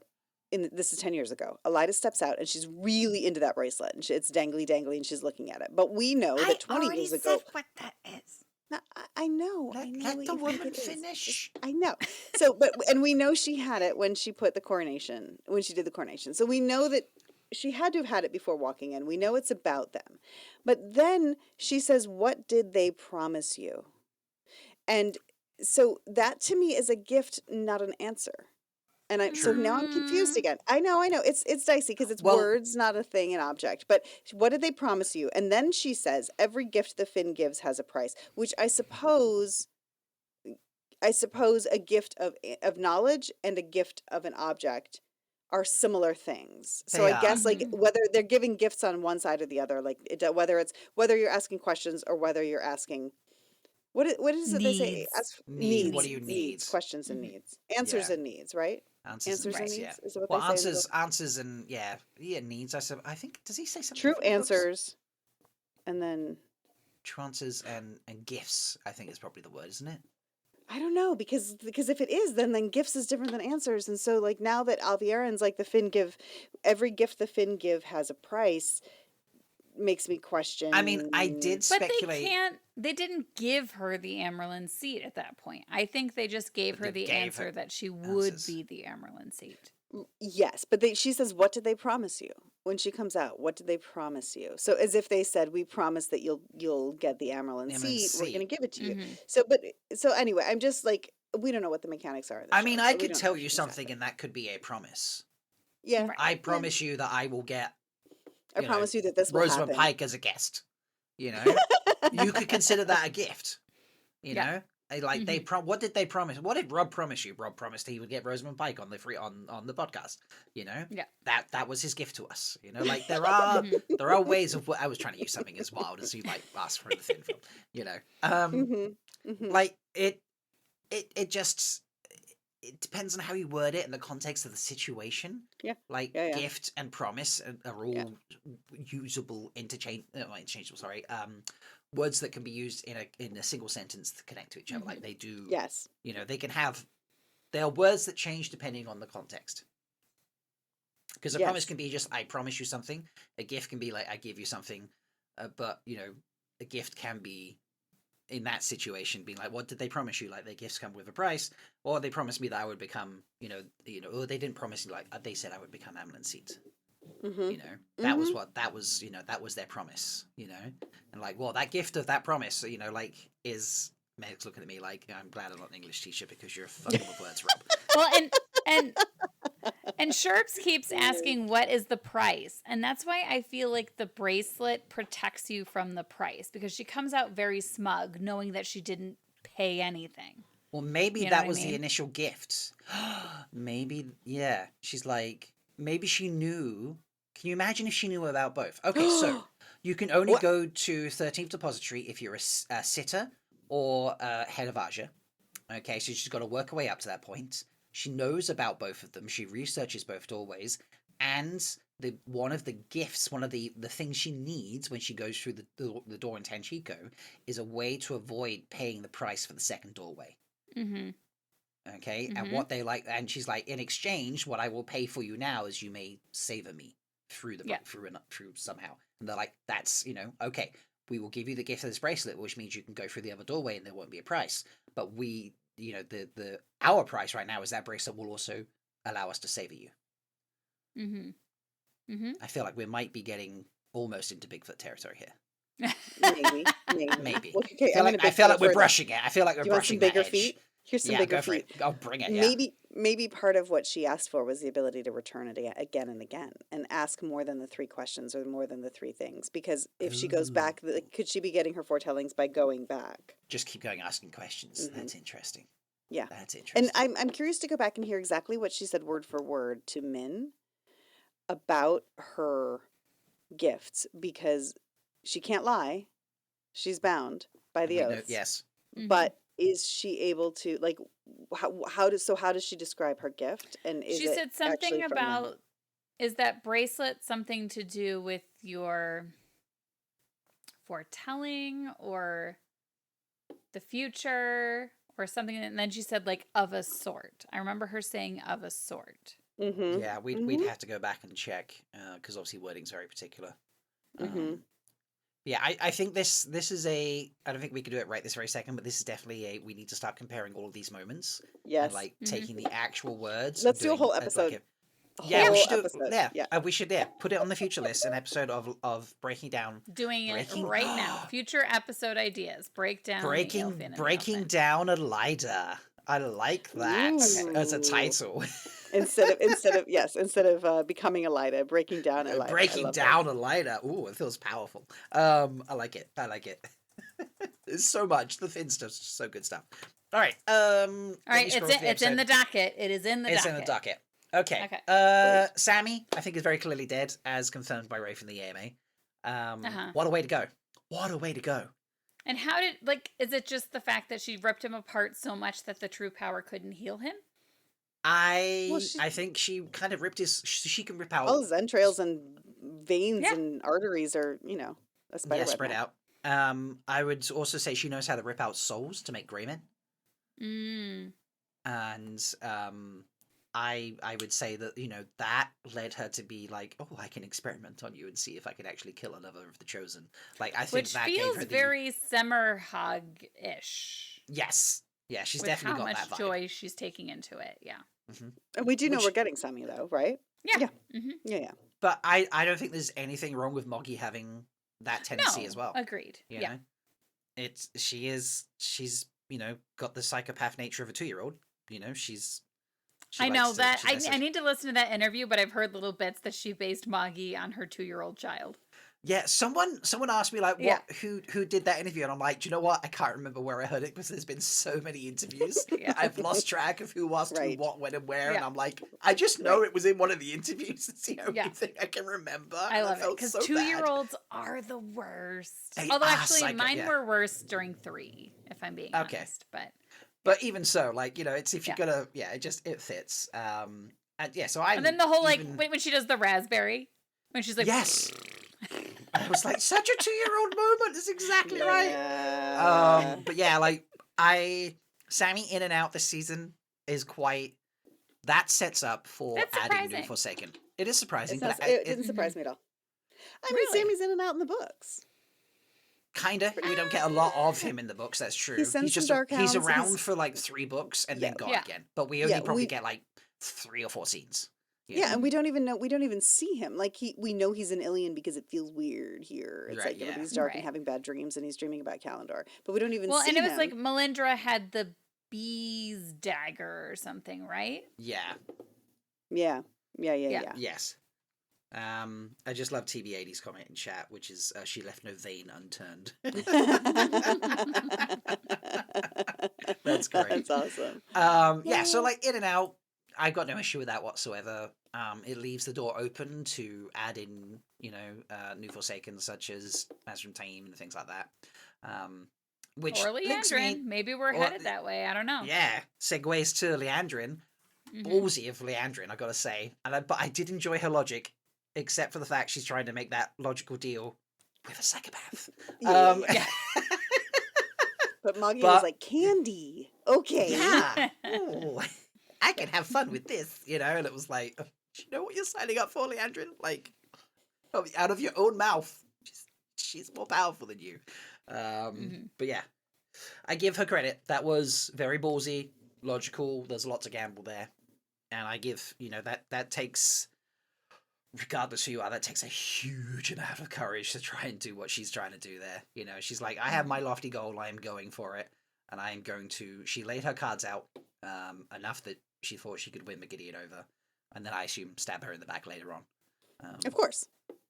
Yeah. I mean, and she's frankly, she's just like, I know that the Chosen are trying to get, going after each other. Like I'm not pretending that's not it. I'm just she's got the game of like let's buddy up now, knowing full well we're going to try to kill each other later. Yeah. It's the Hunger Well, I mean, I Games. think that's how all the Chosen operate, to be honest. Yeah. Yeah. It is. And I think It she's is got the a good- Hunger Games. She's Yeah. just trying to join the career pack. Exactly. But I think she's also. I mean, she has been associated with the Forsaken her entire life. Mm. Mhm. Yes. Like as we now know, like she was a child when Ishi recruited Ishi. her. Yeah. So With such a kind heart. I love him so much. Look, he likes the kids. Okay. He probably feels now worse. You made He it probably sound creepy. no. I didn't. Oh my God, Megan! Not like that. Yeah, that's your teacher vibe coming out there. You're just like, people should not like Maybe. children. You're like, I need to be on the alert for those things. Right. Which is fair as a teacher, yes. Red flag, red flag. Absolutely. I just meant in a paternal manner, he likes children. Like, he feels protective of children. Yes. And do you know why? Right now, it just popped into my head. I think because of his nihilistic viewpoint of how the world is just this is horrible and his geek isn't stuck and he just wants Mhm. everything to end. I think he feels sorry for children because they have no idea, really, and they also can't do anything about it at their age. They have Right. no power or anything like that. So they're, just innocent and have to deal with whatever life throws at them. And trust others to help them through it. And I think he just really feels for children in that respect. And that's why, Mhm. we see him on the couple of occasions with people who are with children, or people that have a young child. In the case of Leandrin, she was still a child herself. So double kid situation there. I think that's why he's so nice to them, because he's just like, you are the innocents that can't deal with this and can't make your own choices yet. So I will help you or look after you or nurture you and protect you. And then they become adults. He's just like, right, now everybody dies. But yeah, I know. It just she's got a lot of trauma around her kid. Like when she talks to Nynaeve and she's like, Nynaeve. I wish she drowned my baby. You know, I like know. Yeah. Well, Ooh. I mean, but she's truthfully, like, I think there's a kernel of truth in that, but I also think it is her way of trying to continue to hone herself and make herself harder. She doesn't Yeah. really believe that. She obviously doesn't believe that because she reached out so that they couldn't do that. But he was a burden on her. He dragged her down. He kept Mhm. her from being able to do everything she needed to do all those years. So there's a kernel of truth in it, but she doesn't really mean it. But I think we also see a moment when when she throws Nynaeve in the water, she looks back like, okay, come on out. I expect you to come out. Like, I think Yeah. there's a moment of it. Like, she's like, and there's a moment of regret of like, okay, I'm sad I had to kill you. Like, she definitely is intending to kill her, but she's also kind of hoping maybe she doesn't have to. Did anyone You else know. find it kind of humorous when she's waiting there and then she stands and there's that awkward pause and then she just walks away and all you can hear is her high heels on the floor? I didn't think it was. I I got think it- humorous vibes from that and I don't know why. I think it was a small touch of by the way, folks, welcome to the moment of the podcast where Jen reorganizes her desk. Yes. I just I was I'm plugging just something so and knocking everything over. I'm Rob's just so- putting a It was bookmark really here right loud. now. Need to edit this point. I'm so Jennifer, use your mute grateful. button. I'm so grateful for when you do it and when you're not talking, but sometimes you do it when you are talking, and I'm just like, Yeah. there's absolutely nothing I can do There's about this nothing right you now. can do. And it's just like that's just a quirk of the podcast. It's good fun. There was a small element of like, aha, you're in my Bond villain trap right now, and will you get out of it? No, I can walk away now. There was a small element of that, which Yeah. I think was just on the the right side of being what was it, like hammy or something? What's it when it's over the top or Super doesn't- arch or yeah. But yes, super but arch. Yeah, it was just on the right Yeah. side of that. I think Yeah. if it had been if they'd done anything more to it or she'd waited longer or anything like that, it would have been like, okay, now it's like a Bond villain, you know, like Yeah. laser on the table, you know, sharks are, you know, in the pond or whatever type situation. I don't know, just her shoes sounded so loud to me. Well, they just looked really high to me. I was She like, was holy wearing looked like shit. super high Regular heels, wasn't high she? heels that I would wear today. Yeah, is there like a Like, difference in height between That's what I bet- woned. It was between Zoe. I Zoe was like, and is she in Kate? this shoes because Zoe's taller? That's what I Yeah. wondered. I Yeah, did. because isn't it is it Kay that Kay. has to walk Yeah. around like Yeah. giant Mhm. Kay just has to Okay, walk yeah. on giant platforms. I mean Yes. I have actually seen her in person. She's genuinely like fucking like 5'0", you know, she's Yeah. tiny. But like I mean you've both met Kat, Uno, yeah? Yeah. They're not very tall. Mhm. They're taller than Kay. Wow. Yes. Yes. Yeah. You know, like there's a Yeah. picture of the two of them together, and there's like a good Yeah, few I'll inches have to go look difference. at that. You know, Yeah. it was just like, oh my god. Yeah, so maybe like Kate's like, I need some shoes here. You know, I need to Maybe. look her in the eye. You know, as I'm Mhm. like wrapping these poorly CGI chains. I'm sorry, Andy. Like, Oh, you've done really? great work, and I didn't I get didn't that. think I didn't think the CGI in the chain was very good. But you know, it didn't take away from the scene. I was just watching it and being like, oh, that's like when the exploding walkway that Alana does in the first episode. Like the CGI and it's not great, but if there's going to be moments where the CGI is crap, I'd like it to be on inanimate objects that have no power associated with them, and then we have amazing effects on things like actual channeling and you know stuff like that, and then blows my mind. But yeah, like it. Maybe she was like, I need to be. Well, it might have been the cinematographers even and the costumers who were like, we're going to give you these so that we can shoot this without having to have you stand on a box. Yeah, and do like stupid angles and things like that. Yeah, that would just be chaos. So Yeah. I don't know their respective heights, so I'm not sure of that. That's interesting. I do not know either. So, but you know, it's so Sherbert. it's Let good. me ask you this though too, because as long as we're on Nynaeve and Leandra, and Sherbert Mango Yes. says, you know, I love what you said right here. She says, she said Island Way. Oh. Island Way said that she loves that Leandrin sees motherhood as a weakness, and Nynaeve finds the strength in motherhood to break her block. Nynaeve learns from herself by remembering how she taught her daughter. I have a question about Wow. that though, which I love. Okay. That's so beautiful. But I do have a question about it because in the after show, when Zoe is talking about it, she says she actually listens to herself. So I didn't know if we were hearing "Mommy, I'm scared" of her daughter, or "Mommy, I'm scared" Of of her. her saying that to her parents when they locked her when they sent her downstairs to the basement. Yeah. Not locked her in the basement, but put her in the Yeah. basement. So Do you know there's a small part of me when I was watching all that being like, maybe that flashback wasn't, because in the archways they're often like made up or something like that. That's kind of the impression. Like maybe Nynaeve's wasn't made up. Maybe that's actually what happened to her parents. That they got oh, hunted down by I think bandits. so. Yeah. Yeah. Yeah. Yeah. So yeah, listening to herself calling for her mother and all the time she's been scared of things, and then she's Yeah. like, I have to just accept and embrace, or whatever is the appropriate thing for that moment. And in Yeah. this case, it was, use the power even though I'm terrified of it. Yeah. Yeah. Because otherwise I'm still that kid in the basement. Yeah. Oh, and she So- right, and Leandrin mentions Nynaeve's parents in the speech. Yeah, that was it when So I she was mentions just, it.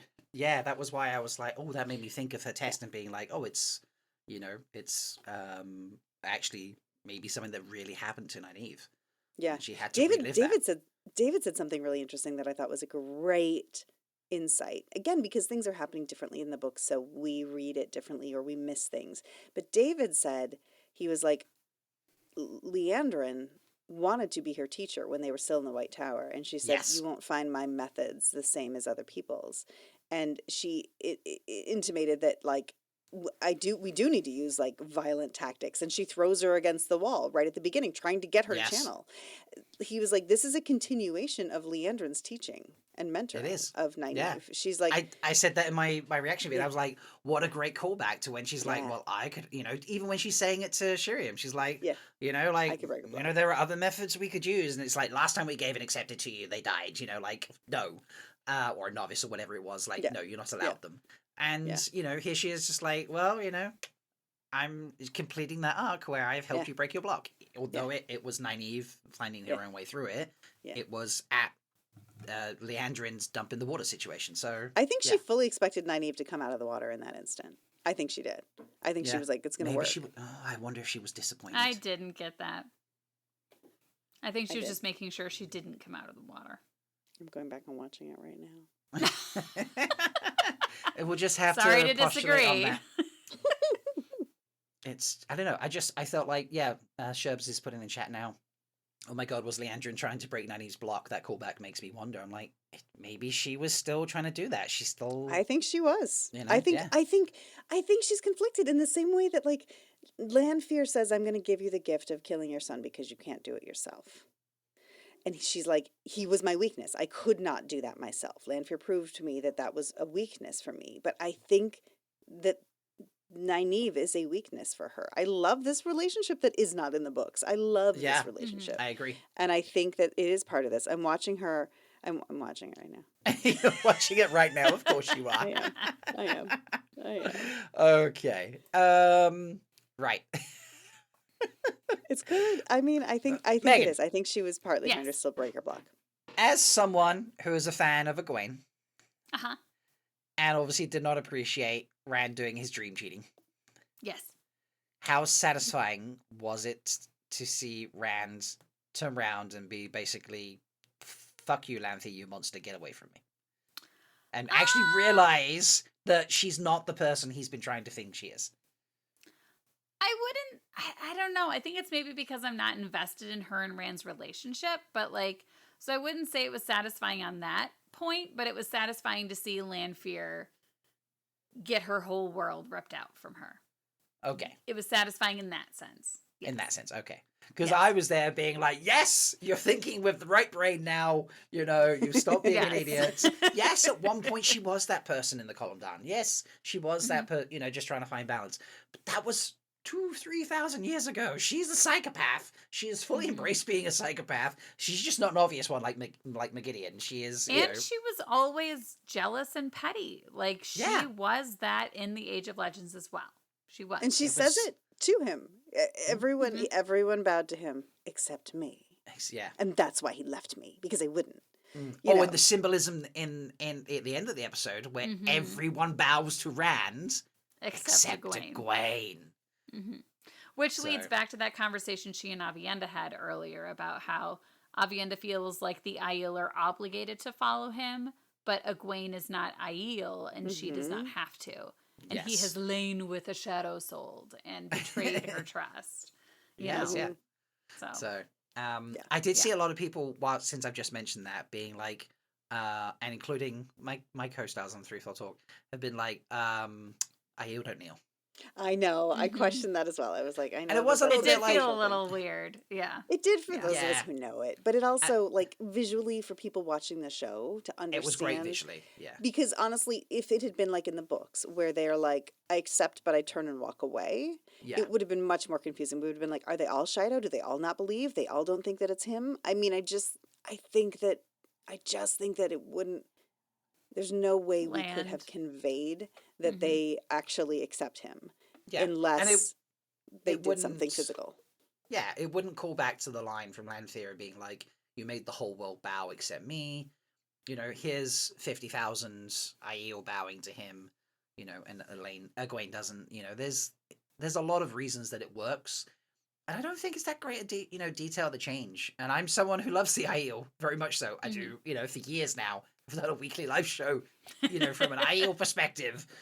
You know, I'm down with the Aiel. I've tried to figure out, you know, this is my mother, sister, my brother, husband, like all those different things. This is my great father, and you know, all those different. I've tried to work out what it means to follow it and understand all those things that they have that complicate and confuse the shit out of everybody. And even I'm just like, yeah, I mean, in the book they don't kneel, but in the TV show, you kind of needed that moment. Yeah. And we've also, like, here's the thing. We have also used that symbolism and that phrase. I mean, every time somebody says bend the knee, I'm like, Game of Thrones. You is think what about I Game think of of. Thrones, But I do think that there is an aspect of, like, from the first season and Moraine bowing to, like, sister, you know, on your knees from the Amerlin seat. And then, of course, even, like, the double entendre of on your knees with Moraine when she says it to Swan in the Shag Shack. And then the fish fuck hut. And the fish fuck Jesus hut. Christ, Say it properly. I couldn't. Megan, you're so obsessed with it being said that way, you know. That is the way it is. Yeah, and I also think that there's something about like the just like them kneeling at the end as opposed to yelling Karn. Like they aren't like screaming like we support you because they know it's going to break them.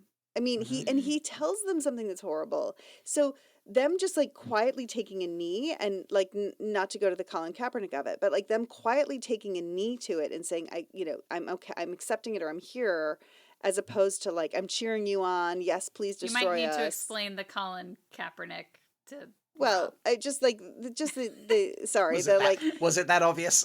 Yes. just the taking a knee being a way of like both protesting something but also like accepting it in a way, but in a non-violent or non-demonstrative way. Like right. This goes back to the NFL and like it's a whole thing. And right. Like, I didn't know the name, but I know about the kneeling thing in the NFL. Yes, no, I'm totally. I understand during that, the pledge of or the national anthem. Yes, I didn't know the name, but I knew about that. Yeah, I follow enough American football to keep up on that stuff. Yeah.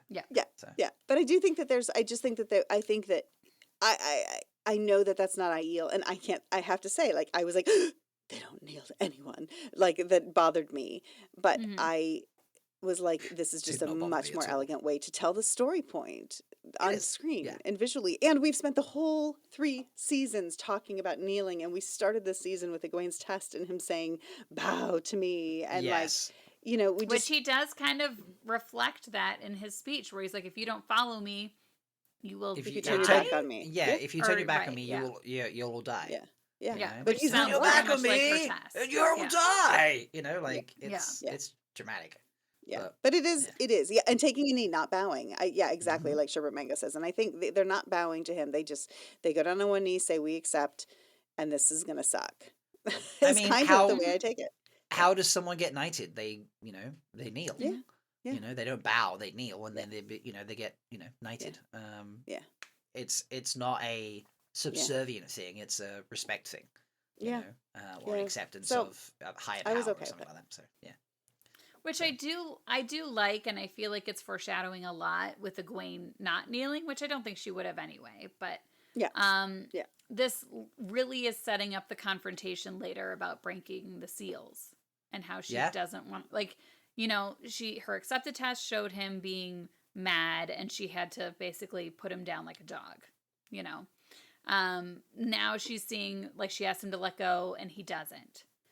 All of this is leading to that confrontation, which I think in the books, I feel like we were just like, Egwene, why do you not trust Rand? Like, I feel like it wasn't set up as much in the books.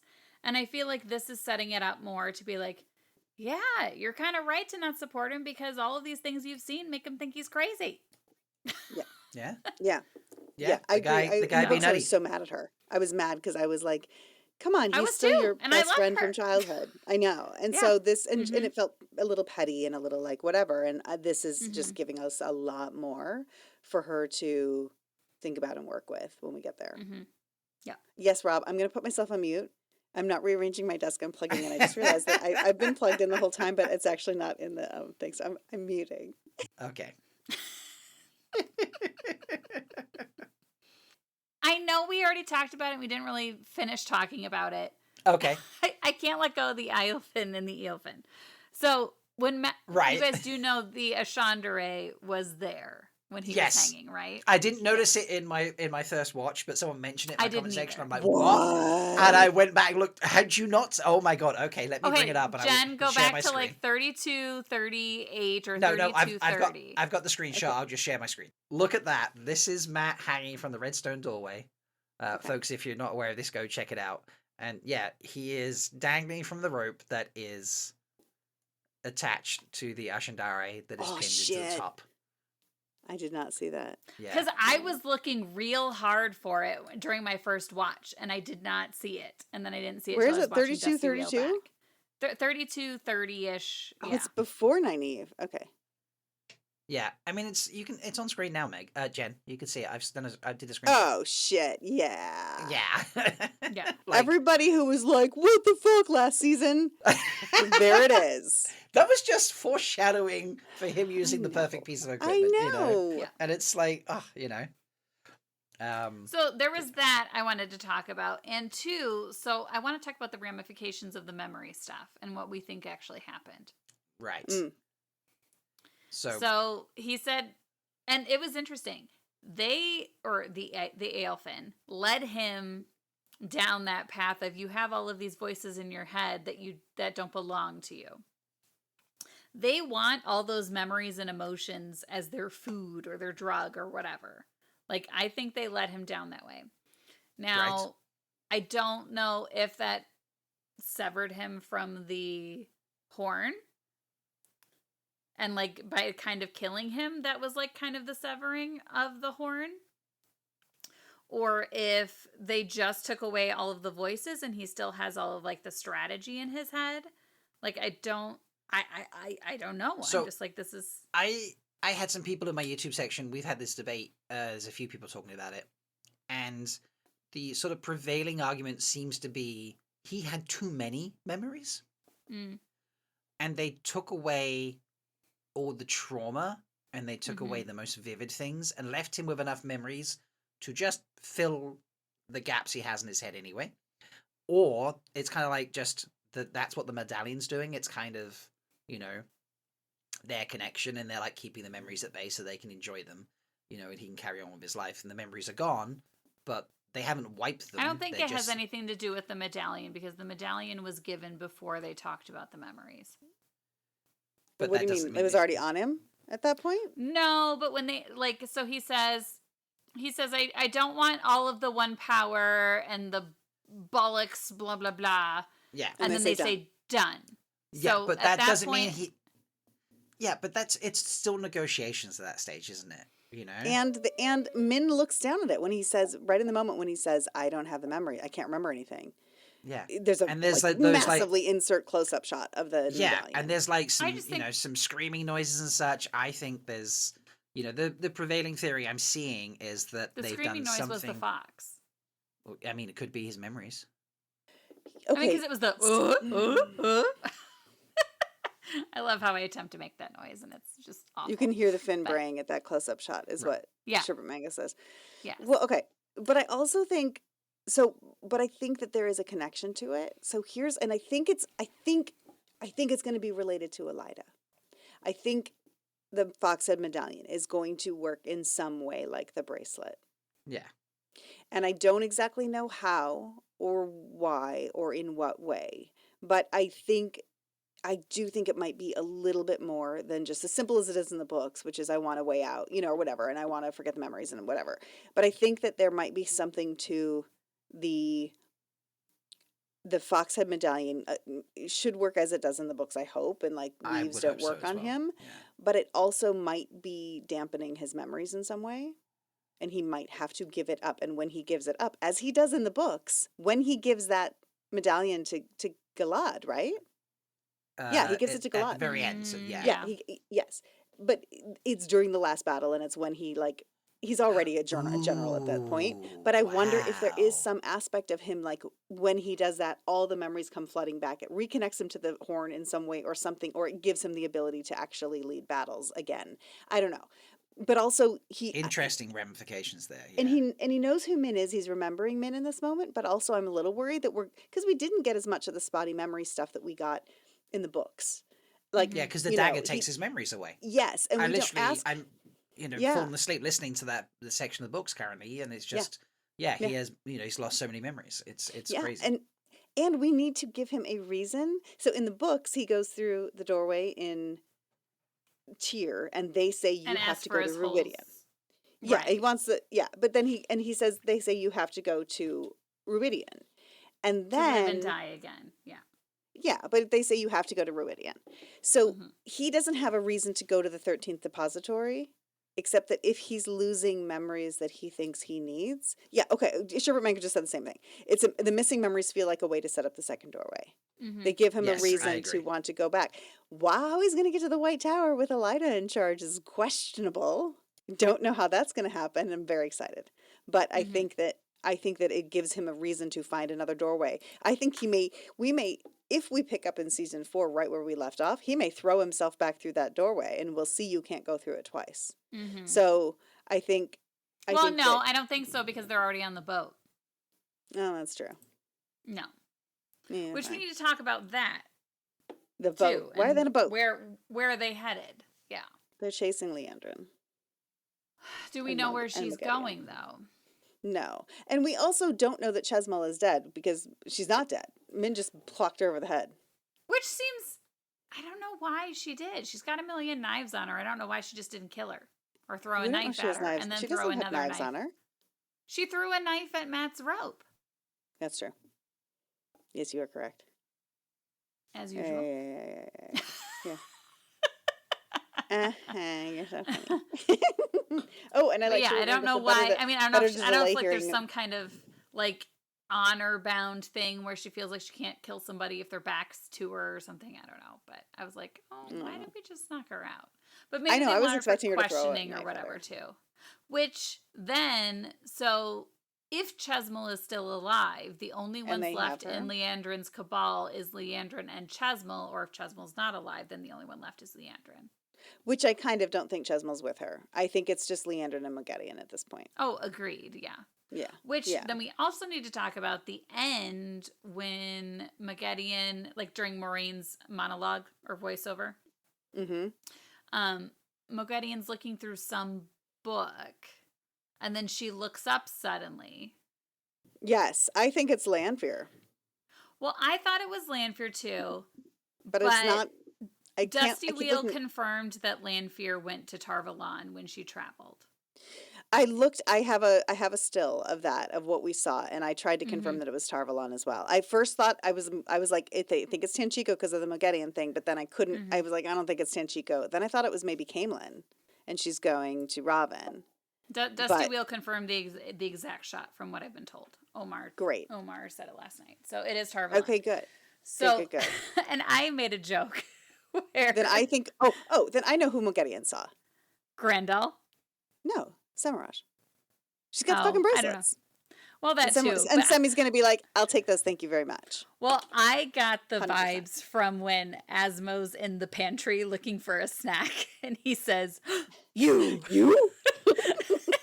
Wait, he's in a pantry looking for a snack? I don't think I ever got that. That's where I always got a pantry vibe. I don't know if that's actually. I thought he was still in one of the wagons. No, I think it was in a pantry. Rob, where was Asmodean when he says when he was you? killed. Where are they? When he got killed? Yes. I honestly don't know. I just thought he was in the wagons. Meg says he's in a pantry looking for a snack. I do. I'm looking for a What? snack. Oh my god, I still have don't to know. like plug in my computer because I don't have the right thing up here. Dang it, hang on 1 second. I'm gonna mute myself again. I'm not rearranging Where- and there's no stickers. No, But you're lucky I muted last time because I knocked over 12 things. Like I knocked over a pewter glass and a stone ball. I mean, I made so much noise it was funny. Was it the Sakarnan? It was this, Yeah, wait, you- I have yeah. the sticker here, I'll show you what I You have a Sakanen? Nice. I do. Look, Oh, see? where did? Oh yeah. It is the Love it. Sakarnan. Where and a did pewter- Asmodean die? I don't know why, but pantry is really sitting. In Firmly in Fires my of brain. Heaven, Asmodean is killed by an assassin, likely Grendor Shaidar Haran. He is killed after being brought back. Elaboration. He is killed by someone recognizing. He's then killed by someone he recognizes while looking for a drink in a cupboard. Yes! See? It was a pantry. I knew it. But anyway, so Rob, you missed that I was saying, you know, when Moggy looks up at the end during Moraine's voiceover, Right. I was getting vibes of you. Pantry vibes. And so I was like, maybe it's Grendel. Got it. No, I think it was No, I need to go look at this. Moggy looks up and be like, "Oh my god, yeah. you!" So at the very at the end, time I thought at the time I thought it was Lanfear. At the very end, over Maureen's voiceover, during Maureen's voiceover. During Marine's voiceover. Okay. Yeah. Can I also And just let you know that like I had the full intent when we started this podcast to say we really need to go in order. We have not. No. No. Do you know what? I love the fact that we jump around because there's something I love about the organic nature of just being like, let's just be excited and talk about the moments. Yes. Because Yes. one conversation will stem a thought for another moment, for another moment, for another moment, you know? Mhm. And that's why at the end, I'm all just like, okay, so did we miss anything from the episode? And I usually have the episode up on the second screen and I'm scrolling through it, getting broad pictures to be like, oh, we didn't talk about this or we didn't talk about that, you know? So, Yes. yeah, like, I do too. I And mean, think unless you because think we really... Listeners, would you prefer we went minute by minute? Like, should we do that? Like, let us know. And then for season we 4, also For season we'll do 4. that. If we that's get what you excited want, about we'll do it. that for season 4. But, like, you know, too Yeah, late. we'll We ain't done totally that do now, that so, for you know, season like... Sure we will. Uh-huh. Yes. Uh-huh. Absolutely. I'll Glad use the you... sarcasm. Yeah. I think so. When we saw her look up, I thought it was Lanfear. And Megan is saying, I think you missed this, Rob. Megan, I was saying like, I actually got the still of where Lanfear travels to from the desert, and I was Right. like, does she go to Tanchico? And then I was like, I don't think that's Tanchico. I thought maybe it No, was I Keeneland and looked she as went well. to Robin. Yeah, but Megan said Dusty Wheel confirmed that it is Tarvalon, which I'm very excited about, and I'll come to that in a second. Oh. But so I don't think it's Moggy that she goes to, although we don't know where Moghedian is. Leandrin's had her hair done. Like, they're somewhere else at this point. I don't think they're Yeah. necessarily still in Oh, you don't think Tanchico. they're in Tanchico anymore? They may not be. I think that's why the girls Mm. got on a ship. But Right. I also think, I think it's Semiraj. I was saying that I think we're going to get a surprise of Semiraj at the end with the bracelets. I've been saying that all along. I think Semi shows up and she's like, I'll take those, weakling. Give me those. Ooh. And Moggy will Mm. give them to her. She doesn't care. She doesn't care who controls them, really. I don't think, maybe No, not, but- Moggy's just like, I just want everything to burn, you know, Yeah. because she's, Yeah. as we've said, she's a psychopath. I'm trying to find But this she's Moggy looking moment. through some book, and I don't know what she's looking for in the book. How to use them? I don't know. Maybe? Does the Ashandare fall down? No, we don't see anything. We don't see anything about it, and everyone got in a bloody panic and be like, "Oh my god, Oh, they'll it take wasn't with him on the boat, and we didn't see Tom on the boat." And I was like, It was like a 2-second clip that It was. We didn't meant see nothing. Tom, but I Who think Tom may be cares? going You to know, like, Camelin. No, I think What- Tom is there because in Rafe's AMA in that picture, he tagged Alexander Willem. Okay, fine. Oh, okay. So I have just seen the McGideon moment that you're talking about. Interesting. I think Semi turning up in that moment would be fun. Or Grendel. No, I think That's it'd be what I more said, fun. Grendel. Yeah, I think it'd be more fun if it was Grendel Wrong. because it's Grendel who surprises Asmo. That's what I said. Yes. That's exactly what Megan said when you were off. Fine, you guys can be twins. It's Semrush. You are Yeah. the third wheel this week. Yes. Accepted. Accepted. um, yeah, folks, if you wonder why I didn't comment at the time, I had to go and feed the cat. He's on medication this week. And Aw. I was like, do you know what? I can run till 6, but at 6 o'clock I should actually No. go and give him his food. The other cat, Sulin, she's going to have to wait for a dinner. Well, doesn't have to, but she's going to wait for dinner because she, she's far less forgiving. She's on a, eats when needs to diet. So, but yeah, no, I like that moment. That's fun. And McGideon does look freaked out at that moment. McGideon. So, yeah. And I like think it. she is back in the. Actually, I think she is still in Tenchiko because I think she's in the room that Leandrin shared with the Black Aja. Okay. It's daylight. We only saw it at night before, but I think it's probably the same room. But She's I back in wonder her what servants. she was looking for Clothes. in the book. So that's just Is that the book wondering. that Leandrin and Naomi were looking at? Maybe. Because just because she knows what happened 3,000 years ago and has knowledge and power like that doesn't mean she knows what's happened since. She's like, they're not. well, yeah, and omniscient, those so- bracelets and collar would have been after the Age of Legends, Absolutely, right? yes, Yeah. yeah. So she's like catching Yeah. up and stuff. And it's definitely not Lanfear because she would have smiled and been like, haha, you need me. And she does Yes. not look pleased with who walks in No. the room. No, It's And there is a Samurott. moment of recognition Samurott. for sure. yeah. It's Yeah. Samurott. Well, it's definitely another Forsaken. Did you speaking guys of also Forsaken- notice the storm brewing over everything? What, just in general around lands after? Like yeah. so at the very end, yeah, when she talks about the dragon, so for the land is one with the dragon reborn and he is one with the land. Yeah. And we see like outside of Tarvalon there's a storm brewing, over the White Mhm. Cloak army there's the storm brewing, Hmm. all of that. So Yeah. It was I've good been symbolism. saying no Bowl of the Winds. And I'm not saying we are going to get Bowl of the Winds, but this made me wonder if Rand's going to F with the weather with starting to go mad. And maybe we do need the Bowl of the Winds. I mean, we've introduced the channeling with the Windfinders very Mhm. beautifully, and explained why they're not in the tower. So to have found them now makes sense in the show. Mhm. We could absolutely be like, well, for this we can't help you, but we do have something, and then they pull out the Yeah. Ball of Winds. That could be rather than just do the hunt for it. Although we have established need with the Thin now, because it's like, what do you need? Need, like he was, that was very adamantly done. So need absolutely could be a hunting tool to find something, and Bowl of the Winds comes from that. We could do some version of that storyline. But I like the idea that Rand sets things haywire, and then they need the Bowl of Winds to fix it. I don't mind weather being an aspect. Weather's such a big aspect throughout the show. I mean, or through the books.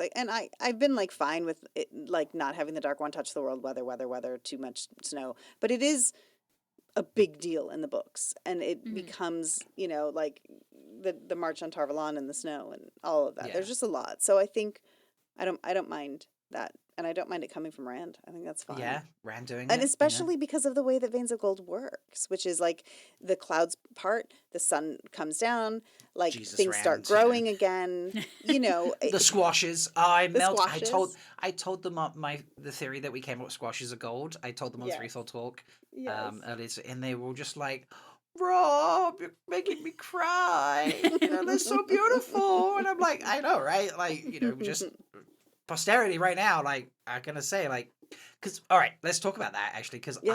Rand obviously harvests the squash, but I need to go back and look at the line he actually says, because I feel like he did it and was like, He says Yeah. I still have toe, I think. yeah, okay, I found the scene here. I've literally found the moment where he pulls a squash off the wall. Okay, Which he and drops Egwene- it, which is interesting. Just like I feel like him dropping it just shows how like discombobulated he is at the moment, you know? Yeah. Yeah, he drops like the second one he pulls off or And something. Egwene is picking up the pieces. Yeah. Yeah, he drops the one. He's just clipped the second one when she says Rand. He turns and drops it in the process. Let's see what he actually says. I think it just says he still owes her toe. But I still owe her toe. Yes! So, Yes. squashes of gold can happen. It's not over. Yes, it can. It's not over. Can you? All right, let's visualize that, listeners. Okay. Co-stars. Let's say we get to Veins of Gold moment. No, when we get to Veins of Gold moment, because this is going to happen. All right. The writers put in that he goes back to the garden, makes the squashes grow big and beautiful, harvests a basket, and says, "I have met my toe." How are we gonna feel in that moment? Aside from crying our eyes out, I will definitely not just be misty. There will be full on tears. Good, but like that will make how on a I'm gonna be a little selfish for a moment, folks. How much am I gonna be like called it like 6 years ago? And not called in the moment to take you out. Yes. Yeah, I literally it'll be on my reaction stream, be like, go to the garden, and he goes, and I'll be like, yes, I said this 6 years ago on 3 weeks, you know, like yes. Yeah, definitely not gonna send that soundbite to Rami and be like, hey, writers, when you get to Veins of Gold, maybe you want to do this, and you know, you're gonna have somebody in the writers' room who'll be able to like remind them that was. Oh yeah, because you're joining for season 5. We've maybe even 4. If they haven't actually started writing, if they haven't actually like put 4 together. Oh, I have a writing question, Jen. So I noticed that Rami and I forget the other person, but they're like executive story editor or something like that. What is that in terms of being a writer? Okay, so in WGA you have to go through steps. So you start as a story editor or executive story editors. Kind of a little bit of a bump up from that, but it's like before you are officially fully there's executive story editor, there's staff writer, then there's like when you are a writer, you automatically have a co-producer credit. So the credit that you still get written by, like it comes up top of show, written by, or maybe it's at the end of show, but like you still get the written by credit for the actual episode. But then for the season, you have a season credit because you're in the writer's room for the season. So it's story editor, staff writer, co-producer is the credit that you get for the season. That's why in every episode it comes up and it says, does Justine have executive producer now or still co-producer? I think she's executive producer, yeah. Right, but I think there are other writers who have a co-producer credit at this point. So yes, there are. And that when you are just like when you are an official writer on the writing team, but you're not still at staff level or at story editor level, then you have a co-producer is the credit that you have for the full season on every episode. Okay. Because Max Fisher, is he just like a writing assistant or something? I think he's labeled as, isn't he? Yes, and so but the writer's assistant, what is he listed as? I'm not 100% sure. I can check. I'm sort of like not making this up. I'm vaguely pulling out terms here. Yeah. And that's not right. Yeah. I should get the terms right. I should do it correctly. Okay, so consulting producers, producer, co-producer, Chris Barnell, Rosamund Pike. Oh, now it's just listing cast. But yeah, I was just curious if that was something different to just being, oh, you're a writer. Like, I wasn't sure of how that system works. Yeah, I mean, and you're still in the writer's room, and so it's just, it's like I don't even see it on his IMDb page that he has the Wheel of Time. Really? I'm sure he shows up as credit. So Rami Park is executive story editor. Beverly Okayo is story editor. Oh, it does. Okay, so it says staff it in his bio, but I don't see it in any of his credits. Oh, staff writer AJ Abroki, the one we apologize we always get wrong. And then co-producers, line producer, yeah, he's not listed in the. That's bananas. Yeah, in IMDb it says nothing in his credits, but in his bio, it says He is currently working as the writer's assistant on Sony Amazon's The Wheel of Time, as well as developing his own single camera. So he's a writing assistant. Okay, right. Yeah. Yeah, but a writer's assistant may or may not. They aren't. They don't get credited necessarily. Well, you don't have a. It depends. It's actually at the producer's call whether or not you get credited. So they may or may not have a credit through the whole season that shows up. I think it does show up at the end though, but I'm not sure. If it's not on IMDb, it may be that he hasn't put it on IMDb yet. It depends on who's actually. Max Fisher is listed in at least the 8th episode as assistant to Justine J. Gilmer, and Dave Hill. In IMDb? That's interesting. No, Okay. in the credits to episode 8. Oh, So okay. that is why he doesn't have it on there as a writer's assistant, because he's Right. their assistant. And there is actually someone listed as a writer's room assistant, Isabella Whiteman. And they're literally their job is to just well, it depends on every show. You can ask them to do different things. My writer's assistant on Little Ellen, was in there taking notes, was invited to participate in terms of dropping story ideas. Eventually I gave her 3 scripts through the season, and she came on technically as a freelancer because she wasn't staffed on the show, but wrote 3 episodes. That's often a stepping stone to get into a writer's room, but it isn't necessarily. Sometimes the job is just production based, which is you just go through and you conform the scripts to make sure that every single script follows the same format, which means your slugs are bolded or not, or underlined, depending on your interior exteriors. And some people like to have them bold, some people don't. So you make sure everybody's scripts look the same, and then you also go back in afterwards because things change on set, so you go back and you conform the scripts afterwards to make sure everything sounds is like something that was line. made for me with the type A OCD personality that I am. Megan's I would like to conform those scripts. So please. Jen's going to be in the writing team, and Meg's going to be her writing assistant. So, if it brings her to Prague, she's I'm there. Yep, Yeah. I'm there. I'm there. All right.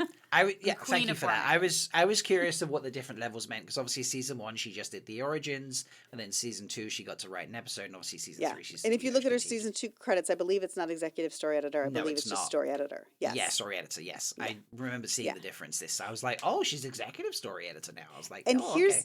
here's something I'll just throw out there as well, which is really interesting. So they've recently changed this.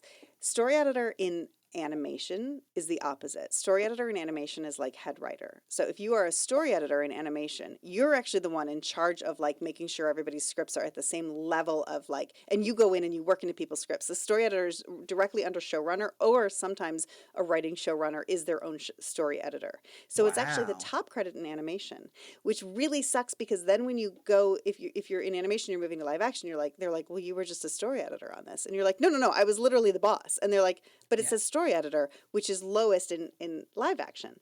So Amazing.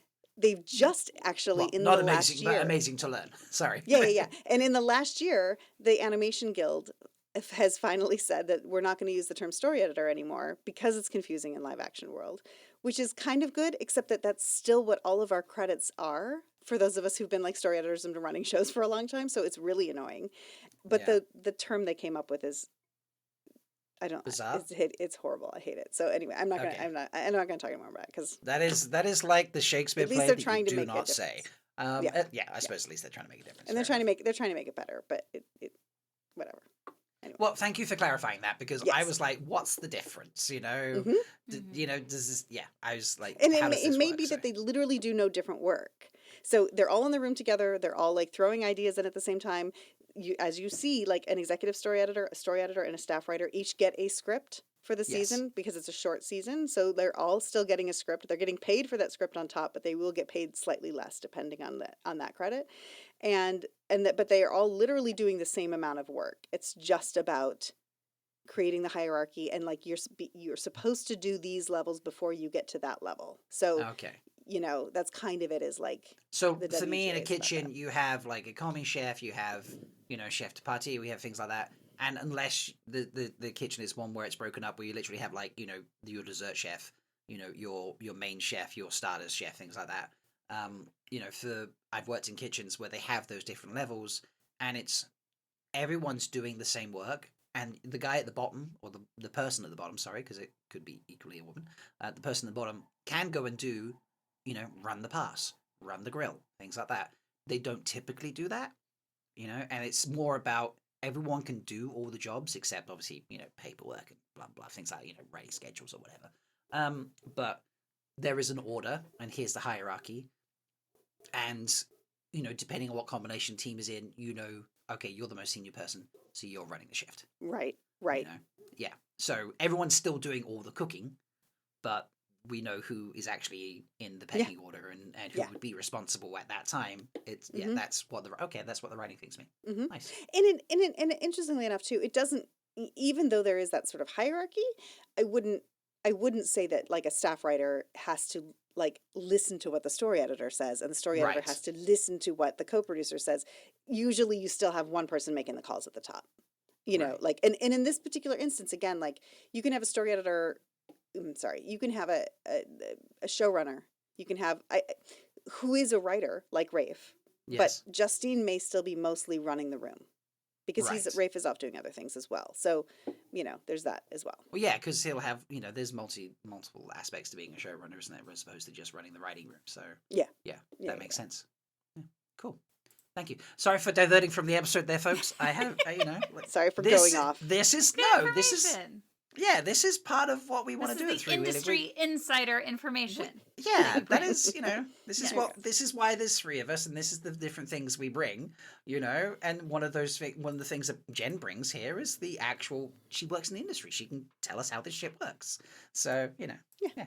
Hope you enjoyed that side tangent. Okay, what have we and not have and haven't have we not? Was Lanfear wearing Strafe in the dream?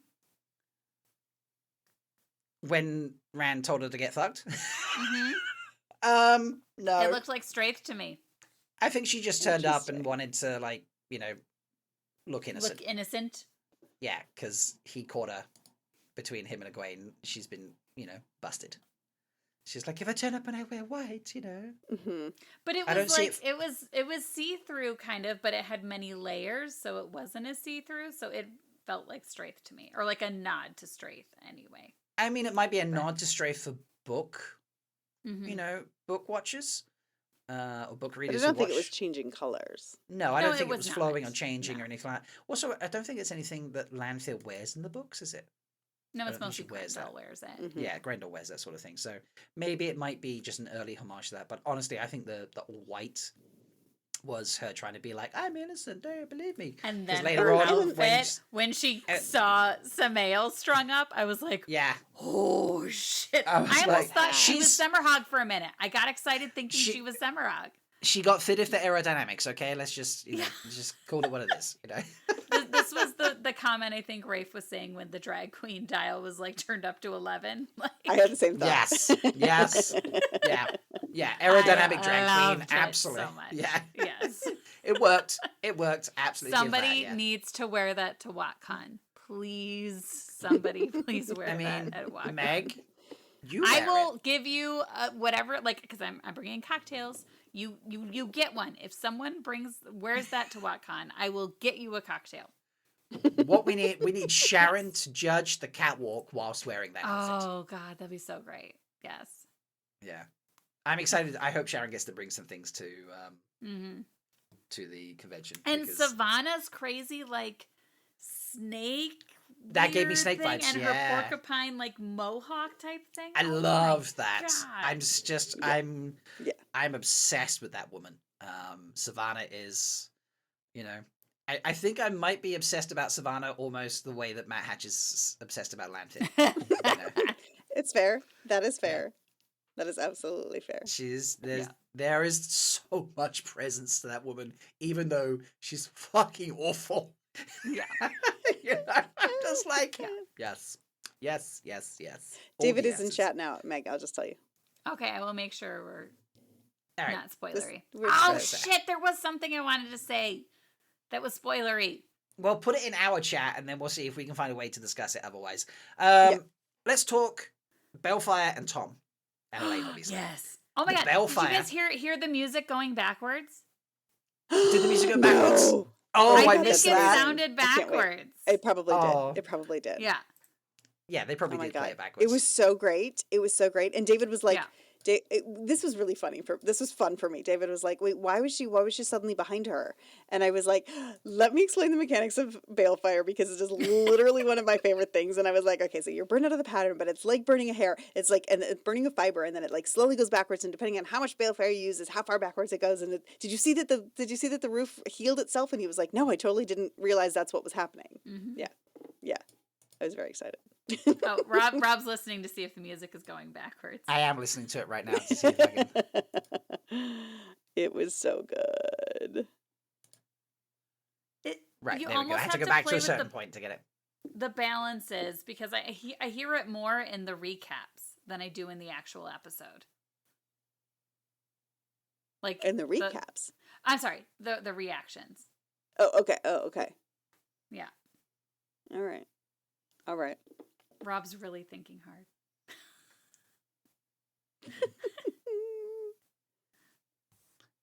100% it's going backwards. 100% that's going Can we backwards. play it on the podcast so everyone can hear it or no? Yeah, sure. Okay. Let Okay. me just cue it back up to the right moment. And obviously I'll have to like download this when I download our audios.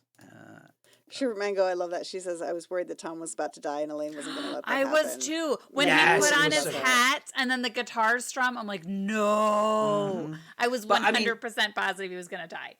Kudos I was gonna be really kudos sad. to carrying on like honor and duty sort of like subtext Mhm. throughout this season. Mhm. The Yeah. way that he couldn't throw a knife at behind someone's back at them, like he Yeah. had to be like, aha, Hey. like Yeah. look at me as I Yeah. kill you. Yeah. I was just like, okay, here we go, and hopefully you can hear what I hear. Let's find out what balefire does to people, yes?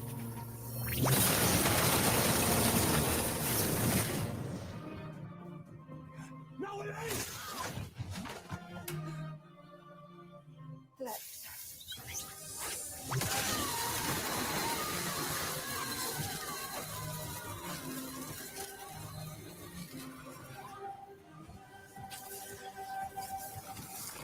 Wow.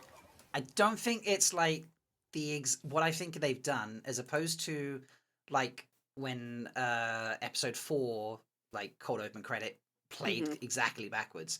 What I think they did was they had like a song that played forwards, and then they just like carried on playing it, but they played the notes backwards in a way that still made it sound like a song, and then crescendoed. So I don't think it's literally played backwards. I mean, it could be. Maybe they wrote a song that plays forward and backwards. But I just don't think I heard feel the like crescendo. it sounds more rewindy if I watch a reaction. I don't know Right. why it does, but like because the way the volume levels are, and you're hearing too much of like the sound effects, I think it's harder to hear it. But if you watch some of the reactions, it does seem more obvious. The only way to know for sure is to do what we did with that episode 4 cold open bit, where you record it and then you literally reverse it in your video software and then play it and see what happens. Yeah. So I'll excuse me, I will give that a try. At some That's point. cool. That's really great. But yeah, That's really cool. really And cool. I don't know why purple was an interesting choice. I imagine when they threw that out there in whatever like design space they were like putting it together in visual effects and things. Because obviously my first thought was like, oh, Mace Windu can do balefire, because you see purple lights in fantasy and sci-fi and that, and you like I dare most people to not think of Mace Windu. Like it's it was It's the most adorable. iconic Star Wars decision I think that almost ever got made, in terms of the modern stuff. But it just fucking works so well, and the balefire shadow, and it was all being like hints of purple and stuff, and it was like, do you know what else it reminded me of? The taint puppets from Logain. Yep, it did. It does feel like them. Like it's got the same kind of Oh, the body. The when body when has it the, like the went back outlines. and showed her image, which oh my Yeah. god. Okay, so I didn't write this in my notes because I didn't know about it until I was listening to Tucker and Riyadh last night. So Lan is looking out at the horizon in the desert, and there's a shadowy figure. Right. Yeah. Rand is, missed not that. Lan. Did I say Lan? Isn't you said You Lan? said Lan. Yeah. But I it's meant right, yeah. Rand. Sorry. Okay. Good. I was like, It's common I thought it theme was in the Rand. show, folks, if we get the names wrong. So Yeah. Oh yeah, It's all right, everybody 'cause thinks it's I haven't Liz. called Meg Mel yet, so we're doing pretty good here. So. We're doing good. Everybody thinks it's Liz Theron. Yeah, I did not notice that. I mean, I still haven't seen it other than screenshots. So Oh, I need saw to it. go I was back like, and what the watch. hell is he I missed looking it. at? I noticed it and just thought it was someone on the horizon. I think I was too invested in that moment starting to actually think deeply about the blur on the horizon. Yeah. He looks and it's there, and then he looks back and it's not there. Yeah. Like as the audience, we see it, and then we see it not there. And then I tried to say it was Naomi, and I was like, "Wait, Naomi?" And then someone's like, "You mean Nakomi?" I was like, Nakomi? "Damn it, yes!" Yes, and also shh on any more of that discussion because David's Yes, in chat. I don't know if he's actually in. yes, I don't know that's if he's in chat. He was. He jumped in for a second, but I don't know if he's still there. Parent, if you're in chat, let us if- know. Well, no, it says there's 3 people, Yeah. so that's Laura, Sherbs, and Yeah. David. Oh no, Yeah. TB80's in. TB's so Oh, yeah, David is not TB80's here. in there. Yeah. Yeah, yeah. TB80 is So, there. Yeah. yeah. So he Chubbs, must not be. I think he may have jumped in for a second. must I not told be. him to let us know if he's in for spoilers, and so I think he jumped in because he did comment and Which we will my definitely hat. need to watch out for when we talk about Rafe's Ask Me Anythings. So, This is All true. which we right. probably need to move on to soon. we should So. move into that soon. Yeah, we're this is going to be our longest episode. Whatever. Meg, did it you put the happens. Ask Me Anythings in somewhere or no? No, but I said if you go to Watt series, you got to scroll down a little bit. But Watt series Okay. has it up. Yeah. I love Tom. You know, all the credit to everyone who was like, Tom's going to reveal that Raven is not, Gabriel's not real and all that sort of stuff. Like, yes, Yeah. played out very nicely. It Yeah. fit, It did. even though we kind of expected it. So worked. I think the only other thing of consequence that we've not really touched upon would be Melindra. Yeah. Which she was wearing the kaisen, which I didn't notice till Yeah. the second time I watched. I was like, why does she have that thing on her face? And I was like, Yeah. duh. Yeah. Kaisen. But interesting change. And David, if you Mm-hmm. are listening, please go away for a moment. No, actually, no, this is not going to spoil things. But how we see someone get around their dark oaths in the books Yeah. through that specific clause. Well, and I obviously keep very saying different to how how the Melindra has just gone against Aja it. have their dark oaths is different than regular dark friends too. Potentially. Potentially. I mean, can you swear on the oath rod as a non-channeler? Yes. Someone Yeah, just has because they channel used to into use the it to Oath Rod. bind people. Yeah, it was a I bind. don't know if it was only to bind channelers though. No, No, it binds it bound regular all people. prisoners. All Yeah, like someone just criminals. someone channels into it, and it will bind Mhm. whoever's saying that oath. The power Okay. is, like the oath rod is the conduit for the power, and it makes it binding to that person saying that pledge or oath or whatever it type thing it is. I mean, because the Black Aja forswears all of their oaths, like they unswear all of the oaths and then they re-swear new ones, correct? Yes, I mean Okay. they might have specific ones, but I would say like when you get to a certain level of dark friend, like Melindra obviously is, you make those things. But interesting that you could break it because the oath rod doesn't let you break things. Right, so that's why I think it's a different mechanic than like for the Black Aja. Like I think for a regular dark friend, yes, you're swearing your soul to the dark one. And by not following whatever orders, you are forfeiting your soul, essentially. Yes, to never be reborn. Like Right. that's quite heavy hitting, isn't it? Yeah. So, like, wow. David is listening, by the way. He's just not in chat. Oh, Okay. I'm okay. also. Am I breaking up? A little bit. No. I mean, Yeah. Not your voice, just your video. Your video is, but Yeah, your my voice video's is all not. over the Yes. place. Okay, if I Yeah. need Yeah. to step away and come back to the video, I will. You sound fine. Yeah, you sound fine, Okay, good. so don't worry. Okay, good. Yeah, so it was an interesting change. I'm glad that she didn't try and kill Lan and that she Mhm. chose to, be like, you are Malkier and I must, sacrifice Which myself. I feel for you like and stuff was like that. kind of the Ingtar moment we didn't get. Yeah, a little bit like that, yeah. Mhm. I thought it was beautiful. I thought it was So- great. Like this is why It was. this is why I swore and but it was for this reason and I'm willing. And Yeah. then I also thought that it was what I also thought was great though was that he was like, but you're a dark friend, you've sworn dark oaths, you will lose your soul. We see this at the same time that we see Jane Cade getting burned out of the pattern. Like and Right. it is a similar visual thing. And so I think like just sort of hitting that idea that a soul can be burned out of the pattern and will not be reborn. Although, didn't big deal. RJ say even if you were bale-fired, you could still be reborn? You have to be captured by the Dark One at that very specific instant that you get balefired. Like, because once the balefire is done, its burn you back moment, your then soul becomes untethered from the pattern, which is part of the undoing process. And in that instant, the Dark One can grab your soul, and save you, in effect. But if you don't get But I captured thought right it was at that like second- he couldn't grab it because you get burned back before the time he could grab you.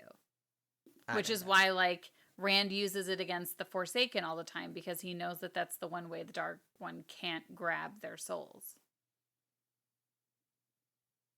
I think you just... what was your original question? Because I feel like you asked one thing, and now I've So, answered something else. I thought RJ said that even if you were bale-fired, your Yeah. soul could still be reborn in another turning. Right. And then you were saying that the Dark One can grab your soul as long as he gets it right as soon as you die. But I think the way Balefire works is that he can't grab it because your soul has been burned from the pattern before the point where he could grab it, which is why Balefire works against the Forsaken. Yeah. So, for some reason, I'm not following the point of your question. So Sorry. you saying Jean has No, been burned from the pattern and her soul cannot be reborn? I disagree. I didn't- I I think said her that. soul I will said be that. I didn't- able I to be didn't say that. reborn. I didn't say Okay. that. Okay. Yes. Jen said that. I said So I that. disagree. Okay. But Yes. what about Well, Melinda's we soul? have... They Melinda don't even will know not be what able to. Balefire does. Like, No, Melindra, according to whatever we're hearing, cannot Yeah. be reborn because she's already given up her soul to the Dark One. yeah, like that's it. You just don't get it back, I suppose. Well, no. Right. The Dark One could still bring you back if the Dark One has it. So it must be something Right? as part of the O's. If you go against these, then, your soul is just gone forever type thing. I don't know. It's getting into that crazy, mushy, complicated mechanics situation. isn't it? So, yeah. That is not as clear Sherbs even said in the in chat- books. Yeah, it's so convoluted everywhere. Mm-hmm. RJ was just like, hey, it was really confusing at the end of book 1. Let's just do that for various things throughout the books from now on. But I do like Sherb's comment in chat saying that so happy we finally got Death is Lighter Than the Feather line. Now we just need to hear it from Lan. So, which I think he could say that to Rand at some point. Maybe. Yep. So, Well, and I think Yeah. it has more meaning since he lost someone who said it, yes. Oh, So. yeah, it would, wouldn't it? Oh, God, yeah. Yeah. Okay, let's go to the AMA. Now, David, this might Okay. not be a good bit for Yeah, you to David listen will to tell either. you if we say something that's going. I'm gonna have to go get a different charger because I think the reason I'm cutting out is because my computer's really struggling. All right, we'll take a very short hiatus moment, break, whatever, so Jen can go get that, and I will Okay. hunt down the AMA. So, Okay, I'll be right back. Do you want me to put it in the Y'all Discord can because I keep- have it up here? Y'all can keep talking. I found Okay. it. I Oh, found you it. found it? Okay. Just keep going. Yes, just keep going. intermission, I got my everybody. thing, and you just won't hear me. Be right back. No, I'm not actually. See, we are getting the circus. Yes. Oh, which we didn't talk about where they were going. Like where we think cares? they're going on the boat. I honestly don't give a shit. Everyone's so obsessed with it, and I'm like, it's a second on screen. Who actually cares? Well, I would say it's maybe one of two things. They're either following wherever the bracelets are headed, or they're Right. headed to Caemlyn. I mean, maybe. I don't know. I mean, because that was the whole thing. Like, Tom was leading Elaine to believe that there was urgency with your mother is in danger and the throne is in danger. Yeah, So they could be I heading off wonder to if we're Caemlyn. moving up the succession. I do think we're moving that up. Yeah, I do think Yeah. we'll get that in season 4. Because otherwise, if you don't get it till season 5, bringing the brothers in and Morghese and stuff like that, and showing the history of how she became queen. Oh, I forgot. We got to kind of talk about my becomes a bit crazy silly. loony theory I had about Gawain and Galad. Oh, okay. Yeah, Are you this ready? one's Go on really- then. I have Big heard for this us. Okay. This one. Oh This my one. god! Jen's not even on screen. I'm just getting like the phantom voice know. of Jen from the side now. You know. So I'm gonna here's plug my in Bigfoot. everything. You ready? Okay, so here's the Bigfoot. So everybody's been talking about how Dane is potentially getting Galad's arc, where maybe he's going to be Lord Captain Commander, and maybe Galad won't actually end up with the White Cloaks. I said, you ready? Right. Egwene is actually going to end up with both Galad and Gawain. And this is going to circle back to the whole scene where she's with Alana talking about how to have a threesome. The level of creep to this. Also, I thought I was muted. I'm so sorry. I dropped a million things. I thought I was muted. The level of You're creep. fine. Actually didn't I hear mean, them. I'm all about a polycule, but I'm not about a polycule. But yeah, that with two involves brothers, it's brothers. creepy. It's kind of it's an incestuous polycule. Yeah, that's Funny. something. All right. Well, maybe that's our soundbite. Could be. And I ran out of Could be. nooners and cocktails, so I'm down to shots now. So. Why are you just casually doing shots? My Yep. God. Cheers. Cheers. Cheers. All right. Is there? Surely you don't want to go through every question. No, on the probably AMA. not. Although it did crack me up that Priyanka The very was first in it, question was the trolling first Rafe. question. Yeah. She Why was? the hat though? Oh my god, that's yeah. amazing. The very first question was why the hat though, and Rafe replies. First question was from Priyanka Bose, which begs the second question: what time is it even in India, Pri? It doesn't answer the question at all. I love her so. I can't. The interview her that interview her and with Taylor- John. Did you watch that? With Taylor as well? Oh Yeah, I my watched God, it. Yeah. was so I haven't yet. funny. I have. They are I love them hilarious. so much. I'm not even sure any questions were asked. I think it was just the three of them having a random conversation for And she 45 said minutes. she was too deep too. She Yeah, said yeah, she'd she- already had yeah. a couple glasses of wine or something. Yeah. It's brilliant. It's like, I can't oh, wait. that's- I can't wait. I I haven't feel seen it you. yet. I feel you. As I'm having my let's see, I had a cocktail and then 2 nooners, and I already had 1 shot of Fireball, and now I'm on my 2nd shot of Fireball. Amazing. Someone asked, did you guys have a time limit for each episode? Couldn't they be longer than 75? Mhm. And Rafe goes, we have a time limit, sadly, so we push it to the absolute limit usually. I want to make use of every second we've got. Oh, who's this your one dream- was great. Who's your dream cast for Grendel? Lizzo. Which is funny because a lot of people in the fandom have suggested that. Yeah. Interesting side note, I won't say who, but I know someone who works in the music industry, and they've worked, one festival had to work with Lizzo before she was famous. Absolute pain in the ass and really arrogant to work with. No. Before She's a she was band famous. dork. That makes me really sad.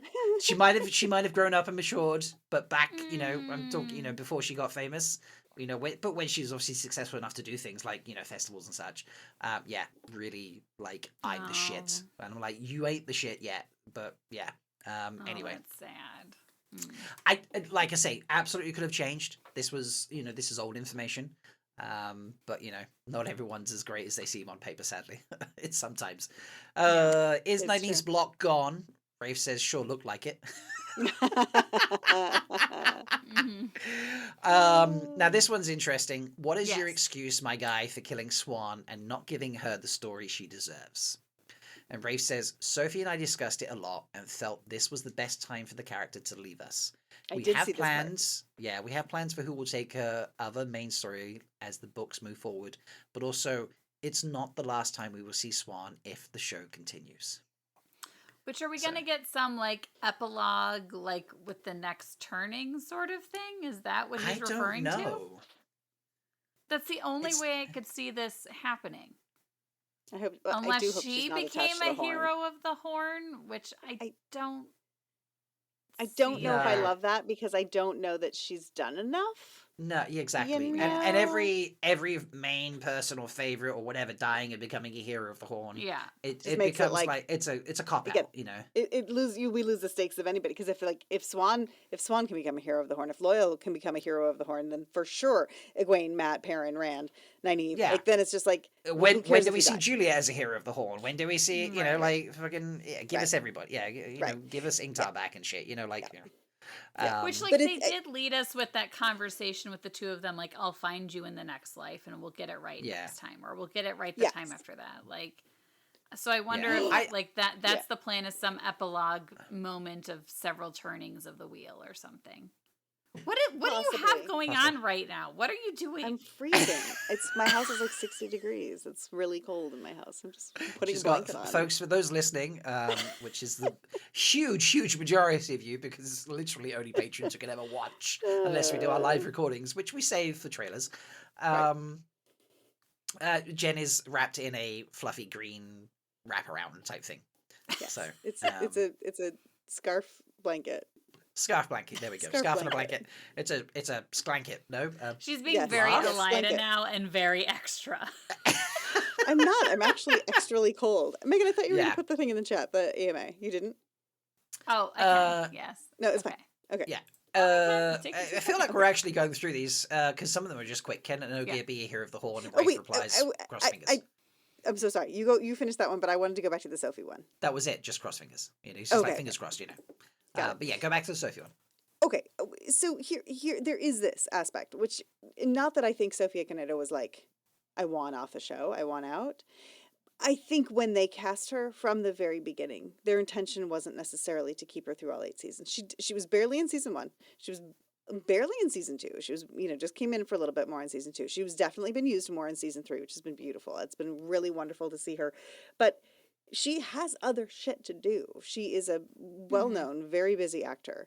So either her storyline has to be amplified even more than what we're seeing in season 3, which we know it won't be, even if she's teaching Egwene and she's all doing that stuff. Like, it's David, if you're listening, go away. Even if she's doing the things that we expect her to do in the books, she's still not going to be a central main character.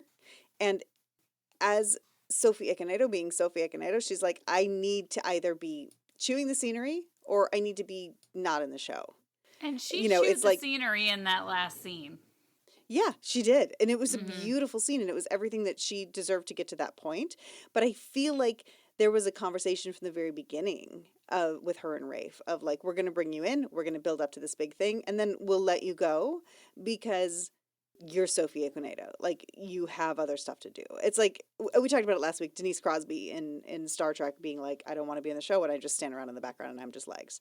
And I just think that there is an aspect of, I didn't expect it, but I also, like, it makes sense to me that they had that plan and that they were like, let's get me to this thing. My only hesitation is that it feels a little, again, don't listen, David, it feels a little Gowan-y.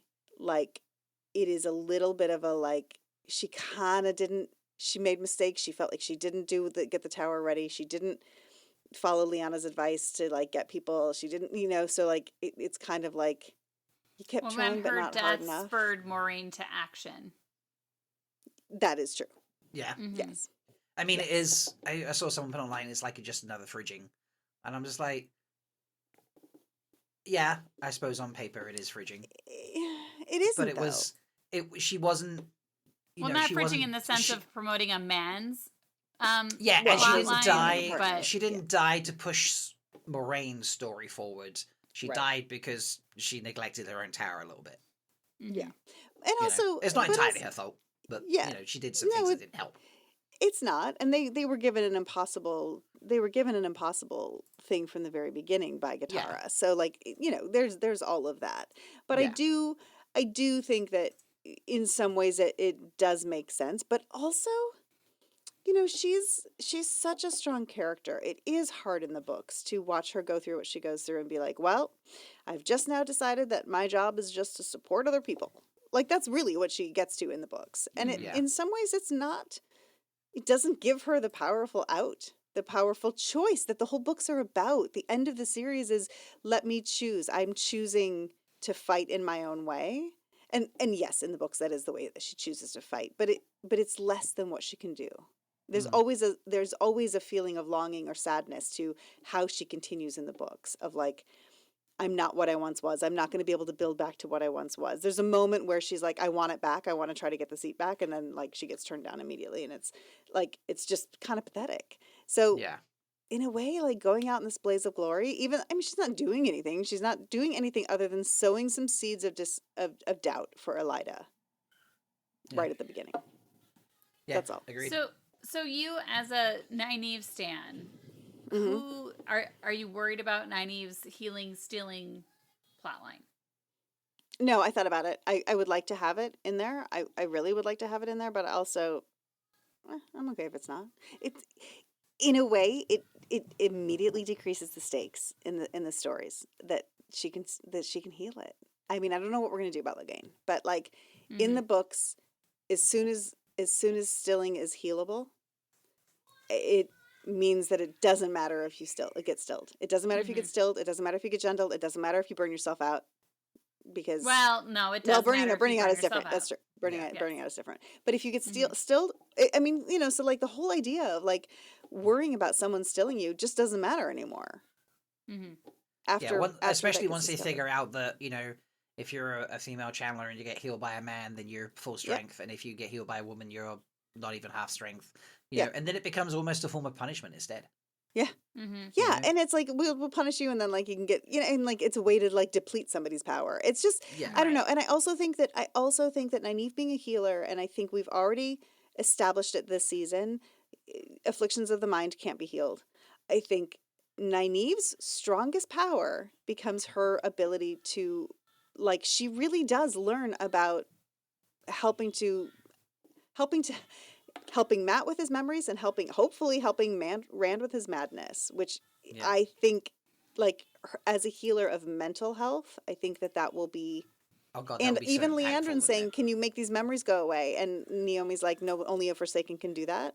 Nynaeve could. Like, I think that should be where her power lies, not in healing stilling. So I'm fine. Agree. Side note that I will cut out. Yes, Meg, we can hear your screaming children. Sorry. Like they're being so loud right now. Are they upstairs? Yes. I hear like going, I don't know what she's saying, but it's so loud. Yeah, we'll cut that bit out, folks. That's just for the patrons. I can hear it in the background. I was going to say something. It'd be like Troy left to go to the grocery store, so I think all hell is breaking loose. That's fine. It honestly does not matter. It's totally fine. Okay. It's ASMR. All right, skipping through. Will we get the red bands? Yes, we got plans. Will we get the what? The band of the red hands? And Okay. Rafe's like, yes, we got plans, and a dice emoji. Wait, did you skip a bunch? Yeah, I skipped a couple. I'm not going to go through every single We one. don't have to go. Okay, wait. Megan's like, come on.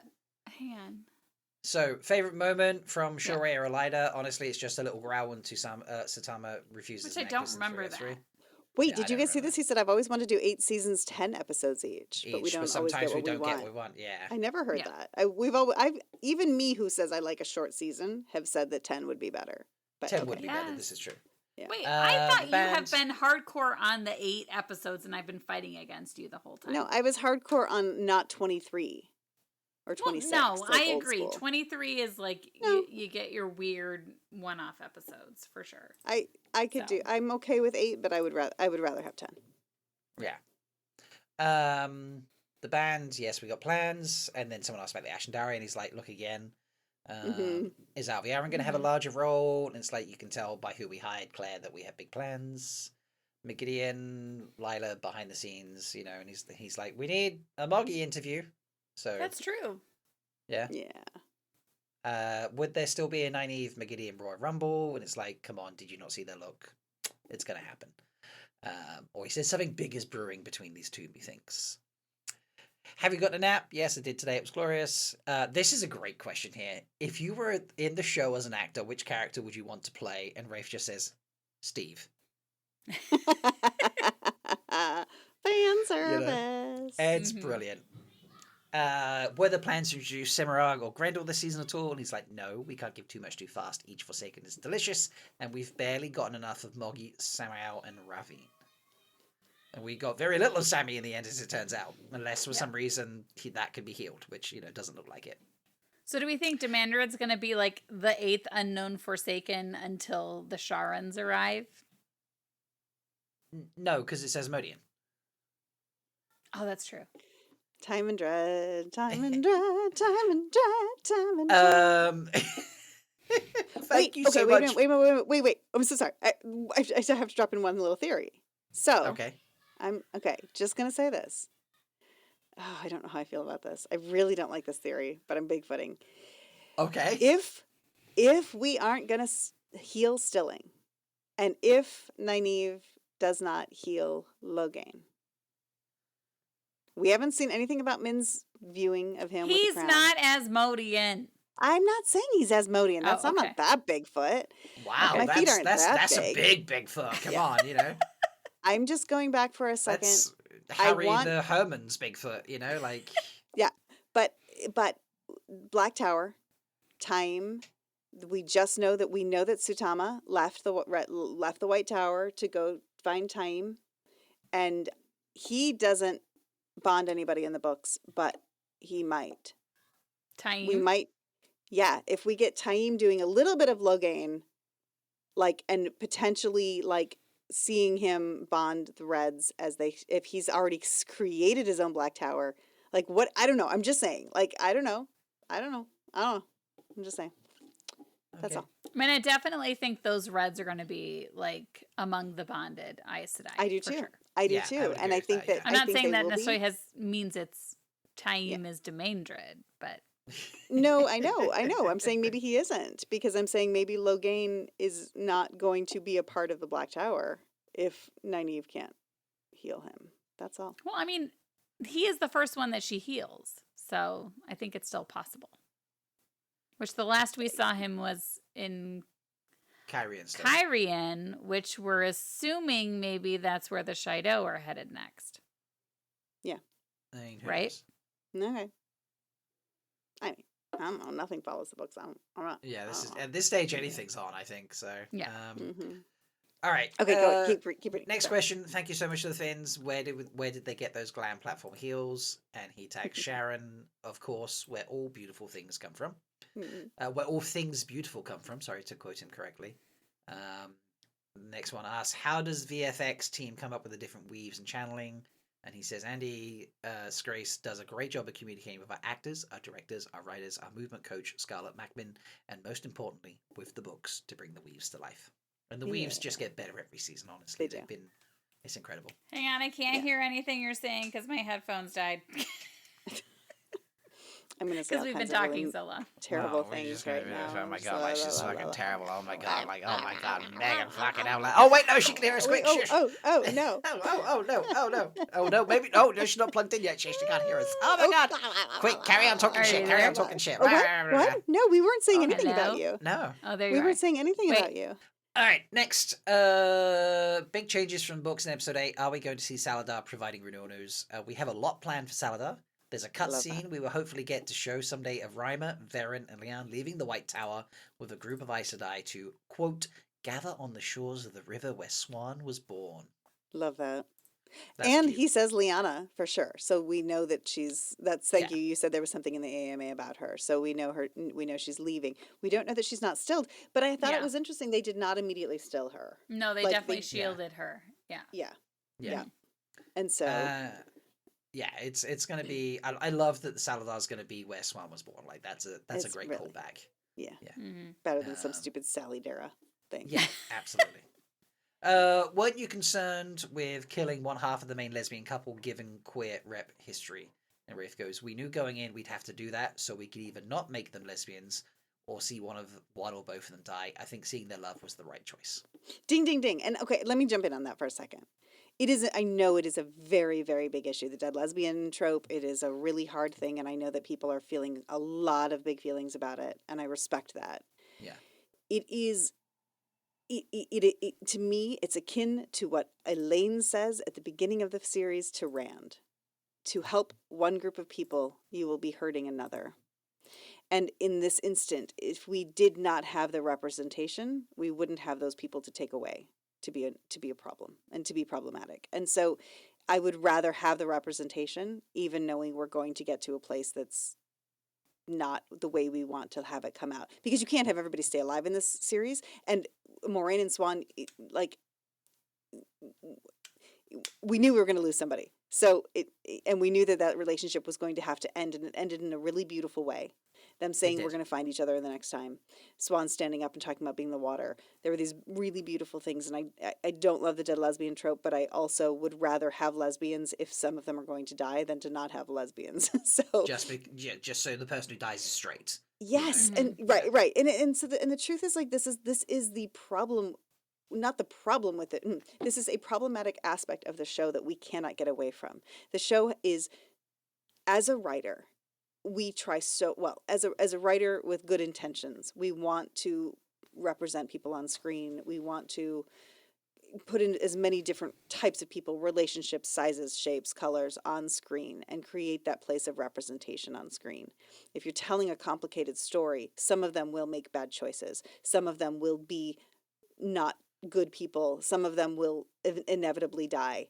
If you have a large cast with a lot of color and with a lot of differing backgrounds and diversity and opinions and lifestyles, some of them will get harmed along the way. We lost Naomi. She's the only diminutive person we have on the screen right now. Yes. We lost Naomi. We have lost people of color this season. I know that colorism is a big conversation in the community, and I'm not diminishing that. And can they do better? Yes, they can continue to do better. But we have a cast that is so rich that inevitably someone who falls into a category that shouldn't be getting fridged or killed is going to get fridged or killed, or who's going to be evil, or is going to make a bad choice. And as a writer, I just love that they have been able to create this beautiful cast.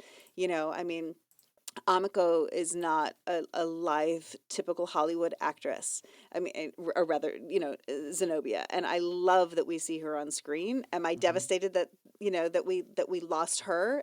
Because she's a dark-skinned woman of color. She's a bigger bone girl. Like, it's sad that that's the person we lost, but we lost her because she was also this amazing dark friend who did these really cool things and, like, said, I'm never going to give up my oaths. And she was, like, really strong and badass. And she was on screen. Yeah. And so, I just wanted to weigh in on this. And Rafe saying that exactly, I hadn't read this yet, but he said exactly how I was feeling, which is, I don't love the dead lesbian trope. I don't love that we had to kill a lesbian and a lesbian couple, but I couldn't have had them live happily ever after and made the story work.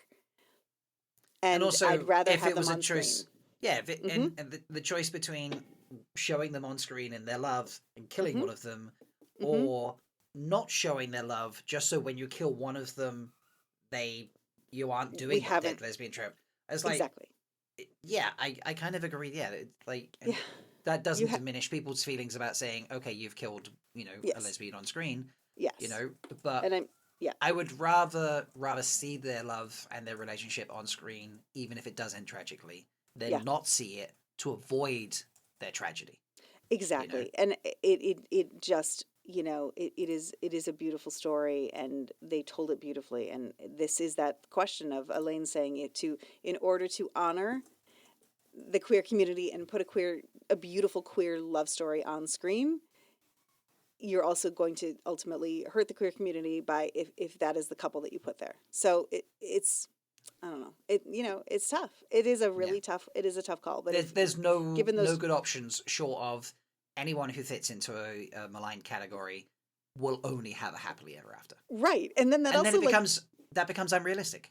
That becomes unrealistic, and it becomes both unrealistic, and it becomes plot armor. Oh, right. That's a person from a marginalized community. We know they're going to live because the writers wouldn't dare, and that also, like, just makes storytelling impossible. Yeah, it does. Yeah, I agree. Yeah, so it's tough. And I don't diminish anyone who feels like that's too far for them and they leave the show for that reason, whatever it is. Like, I respect that. I honor that. Like, I honor that. I just, it is a difficult problem, and I would rather see them on screen. I would rather have them there and have that representation. Yeah. You So, know? And let's sorry. be honest, like, you know, you see how many times in movies and television have we seen, you know, men, mostly men, but men and women, being like, I will die for you, like, I will love you forever, you know, going down in that blaze of loving glory. Mm-hmm. And here we see, you know, that happening in a lesbian couple. And Mm-hmm. it's, you know, moving everybody who was watching, Mm-hmm. moving everybody. And And who- Maureen kept the secret. She did not reveal where Maureen was. You know, so let's Swan not kept the diminish secret. that Swan sacrifice. kept the secret. Yeah. Yeah. Yeah. Wait, what did I Yeah. say? You said Maureen. Moraine kept the secret. I meant Swan kept Maureen's secret of where she Yeah. was. Yes. And they also, again, like, you know, like, not to bring Layla into it, but like, and the fridging of Layla and you know, like, all of that, you know, we were like, is it like Braveheart? Is it like every you know, stupid trope movie and, you know, Gladiator, blah blah blah.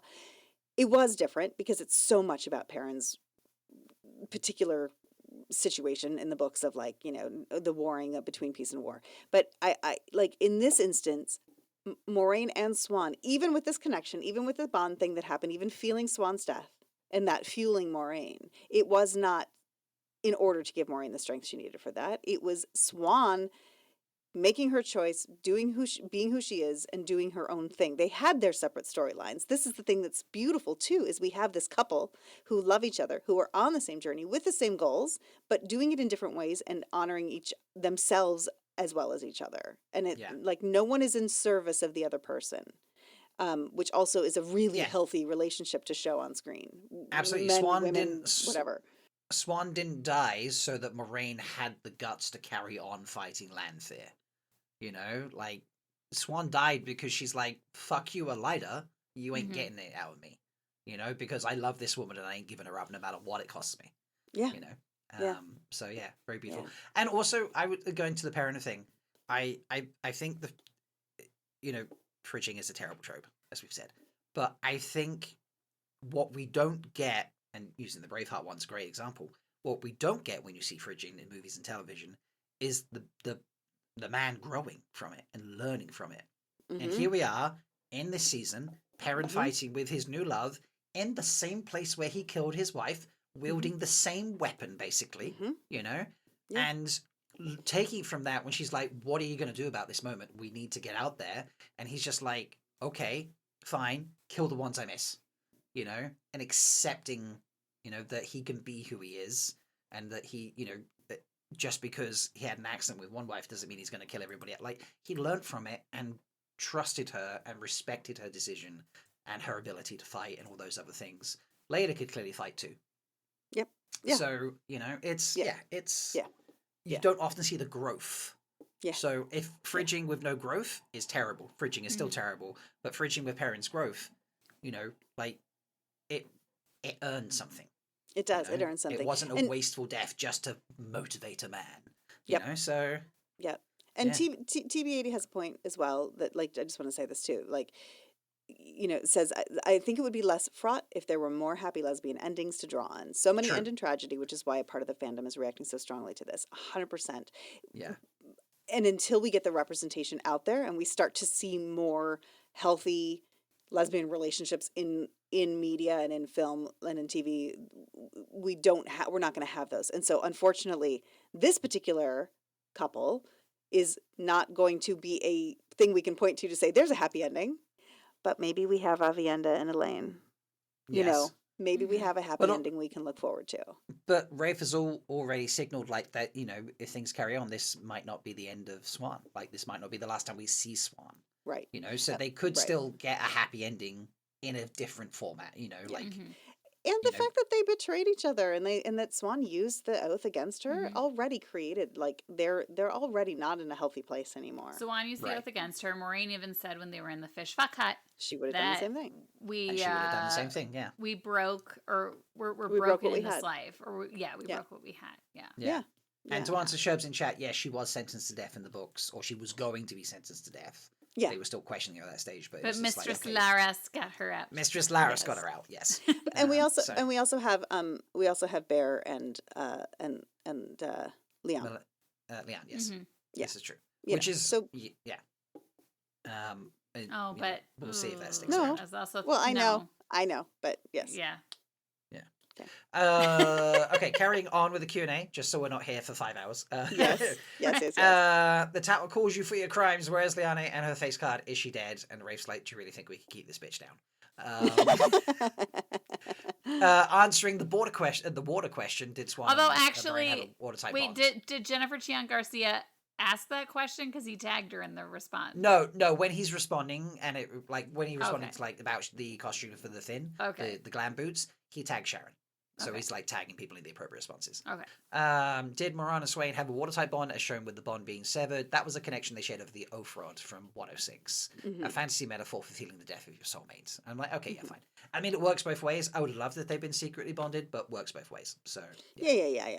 And I think it did give them something. I never thought it was like a traditional bond where she could like feel where she was. I just thought it was like, You kind of led us to believe that is what you thought. no, that is not what I thought. I didn't say she could ever feel where she was. I just said that they had some kind of connection that they could All right. feel. Well, let's go I feel back like and you find should that go back soundbite and for listen us. to our previous episodes because you made it sound. You were arguing so hard about all of it that you weren't even listening to what I said. So we'll just go. We'll just leave it at that. That'd be a...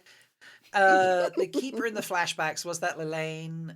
And if so, any chance for she again? And that was, and tagged the actress Rebecca Root. We certainly hope to get to see her again. The music we had less music from Lorne Balfe this season. Was there a reason? And he's like, no, it's all from Lorne. We love every second of it. It's incredible. Plus Well, the I talent think songs. like they're just talking about with like what they released from the soundtracks, and I think some of the soundtracks were written by like just some of those like extra songs. Oh, because in the soundtrack we see the extra songs. were written by other people, but I think like the score was probably all written by Lauren Balfe. So, yeah. So, can you describe the next season in 3 words? Very clever, this one. I hope so. Is Sammy dead? Yes. I really don't think Leandrin wants to kill Nynaeve, or is that just in my head? It's hard to tell with Lily sometimes. She certainly has had chances. So, also Lily as a short for Leandrin. Right? Cute. Where can one get such a hat? Well, apparently Maya, there's a thing with the hat. Maya, he said, well, Maya, need only ask Sharon. Aelfin next, snake emoji, laughing emoji. Rafe Judkins says, you only know how great this question is if you know that it was Robert Strange who asked it. Tom's hat is giving RJ Matt hat vibes. Intentional, we stand hats. And Rafe just goes, huh? As emoji reaction. So interesting. What about the folk who adore the hat, huh? What about us? Rafe's like, my assumption is everyone adores the hats. Apparently, we are just going to go through all the questions here, folks. Elijah's jewelry. He did preface the AMA saying no questions about the hat, I think, or something. Oh, did he? I think Oh, so. that's funny. Okay. Yeah. That's really funny. That's even funnier now. The staff are asking this. The cast are asking this. Sorry. Elida's jewelry keeps getting gaudier, and I love that, especially the Amina look. We talked a lot about how Elida likes to present herself and how important she thinks that is to being a good leader. Sharon and Davina killed it with that. Yes, they did. Mayan sun god is the only thing I can describe for that Amelin look for her. Did Moraine clock the gateway Lanfear created, or was she too distracted? Is fast travel coming? And Rafe goes, our girl Moraine rarely misses a trick. So I think that's traveling is going to come up in the next season, I would say. Mm-hmm. I hope so. And I skip hope skimming, please. Yeah, skip the skimming. Yeah, definitely. But we have to save Loyal. Loyal's dead. Get over it. I told David your theory of him landing on the platform.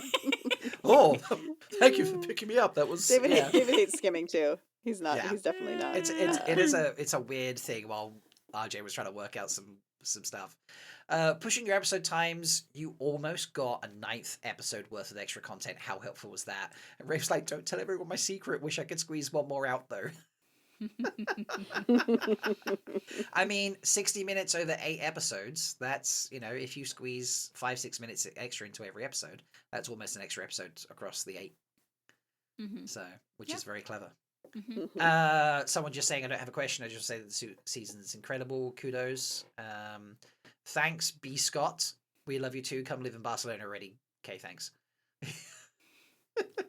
All right. Are we ever going to be able to see the magnificent Sophie Okonedo again? And Ray says, hopefully. You can probably already tell from how we set it up, but we've got plans for Moraine Swan Endgame that I'd love to put on screen, as it's something we can only do in the Wheel of Time. So that again So just that makes does- me think like future that turnings. does Yeah. talk about future turnings. Yeah. Yeah. As like an epilogue. Interesting. As an epilogue thing, that would be amazing. Mm-hmm. I love that. Is there a favorite ancestor you Or wrote? wait, sorry. I don't know if this is true or not. I was gonna say an epilogue or a rings or a if we go back and The see glass Maureen's columns? testing or something, the glass columns, Avienda's like glass columns? maybe, but then that's not really going to be future turnings, but it might be. Well, the Well, glass columns Avienda's are... glass columns could be Yeah, Yeah, it they could be. are. because yeah. hers goes Yeah. into the future. Yeah, Yeah. because she goes backwards. Mm-hmm. No, she goes forwards. After she Forwards in goes... time, but she goes Yeah. back through them backwards. She walks through them in the opposite direction. Sure. Yeah, she walks through and Whatever. then walks back again. Anyway, it doesn't matter. Is there a favorite ancestor you wrote from episode 4? I honestly got really attached to them all, but there's something about Chan. It's more in that nose and the just completely open and innocent smile Yosha gave him. I But know. Chan. He's just so Yeah. sweet. I just want to be like, oh, is. sweet summer child. Did Donal ad-lib Let's Go Tanchiko? And Rafe's like, of course he did. That's why we love Donal. Did you hear that, Jen? No. So it was when they were both trying I to did eat hear with the him say that. chopsticks. Yes. And Nynaeve was successful eating with the chopsticks. And then they see Right. Leander in it. And then Donal's like, let's go, Tanchiko. I did hear him say that. I was like, what? Yeah. Yeah. Hilarious. It's funny. It's really funny. Yeah. I mean, he's great. I love Donal What so was the much. thinking behind having Elaine be the first one to use balefire? And Rafe says, she's not. Watch carefully. Yeah. I Jean missed used this it question. twice. Yeah. Jean used it twice. Yeah. Jean used it once first, and then they ran away.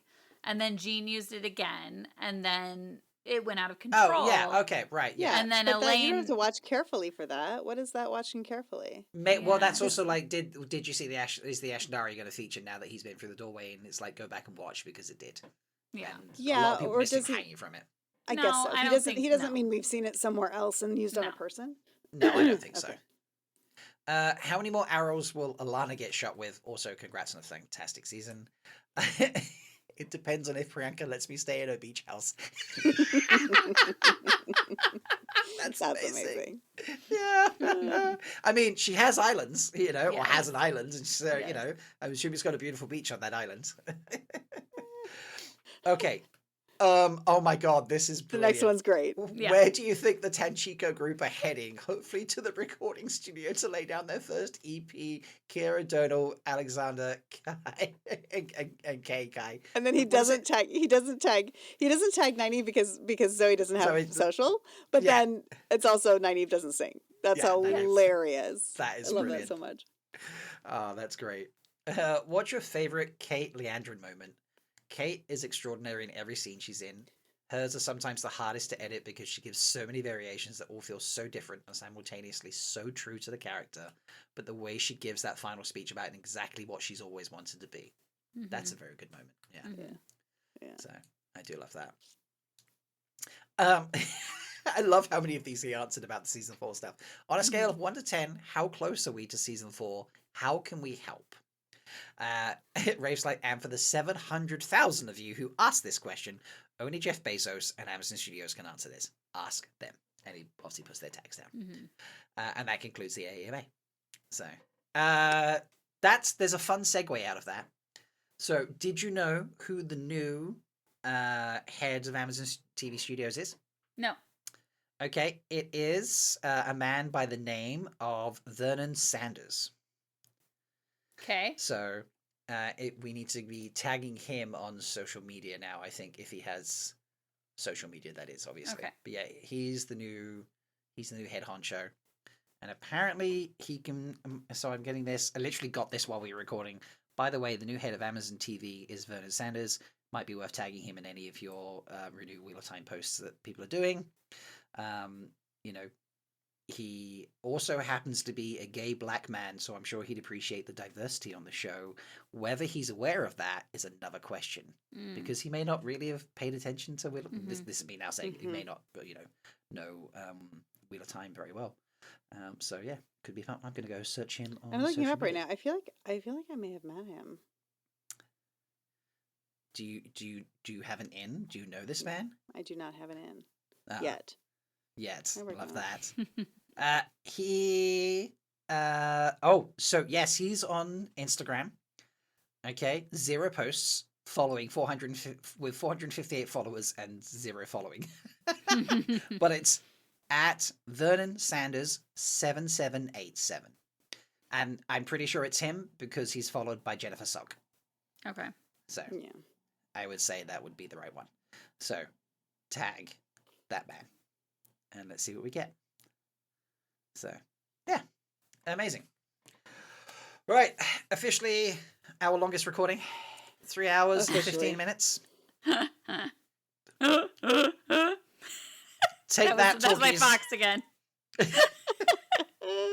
Wow. Yeah, take that, talkies. That's how you do a long recording, talkies. Yes, Okay? That's right. That's right. Thank you to the patrons who have come and joined us in live chat. We love seeing your comments in there. It means a lot. We are not going to be back next week. Now that the season is over, we are going back to our bi-weekly, 2-weekly recording schedule.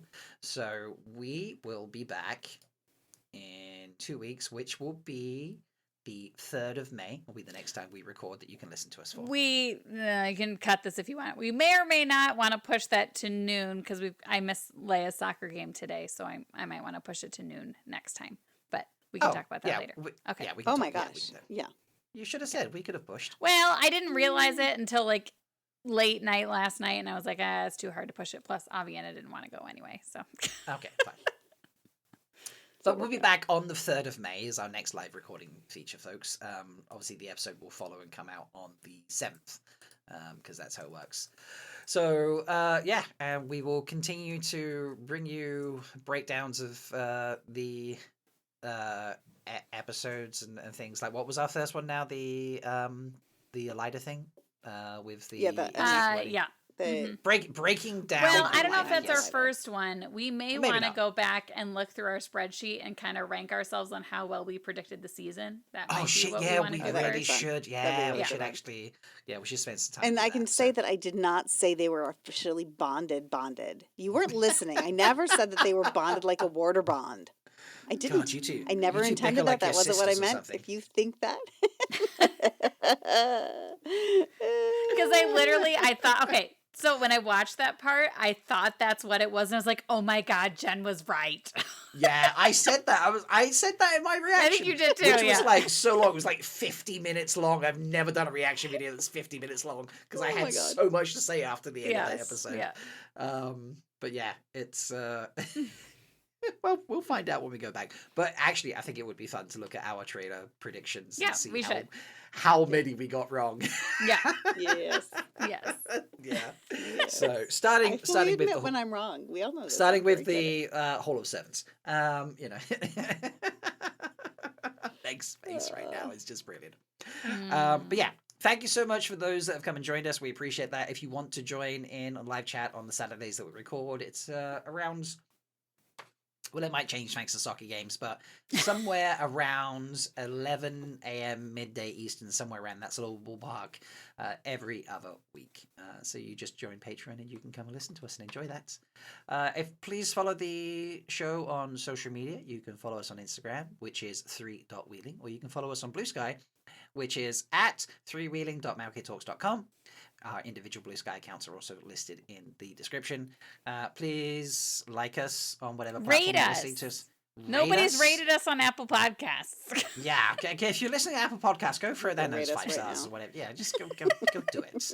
You know, because it helps other people find us. Please share us with other people, because we have so much fun. And Meg's going to be a famous cocktail. You know, what's the word for the Exactly. cocktail person? Cocktail barista. What is it? Mixologist. Meg's going to be a Mixologist. famous mixologist. Yes. Jen's going to end up being a writer on the show, and I'm still going to be here just being like, An amazing chef. somebody love me. Oh no, I'm definitely not an amazing chef. I'll still just be here anyway, bringing you all the fun tidbits that people tell me, which is really not that much. You get more than any of us. So You do. yes, You do. you do. Hey, I had a moment in episode 7 written because of me. So, Exactly. Exactly. and maybe one day I'll be able to share that. Yes. But, it's great fun. Anyway, so please go do all those things, folks, and share us with your friends because, we have a great time and we want to be able to share that great time with everyone else. But that's it. Season 3 is done. The longing commences. It does. But get out there, folks. Tag Vernon. Tag Amazon Studios. Tag Sony TV Studios. On all your social Hashtag renew medias. what? Yep. Use the hashtags and things out there. Remind them that we love this show. I'm pretty confident we're gonna get another season. But if we don't bombard them with wanting it, they'll be less inclined. So let's get out there and do that. And that's it. So we'll see you in 2 weeks, everybody. Bye. Bye. Once again, we've proven that even when you're the third wheel, You can always find a place to fit in Join us next time on Three Wheeling. on three-wheeling. on Free Wheeling.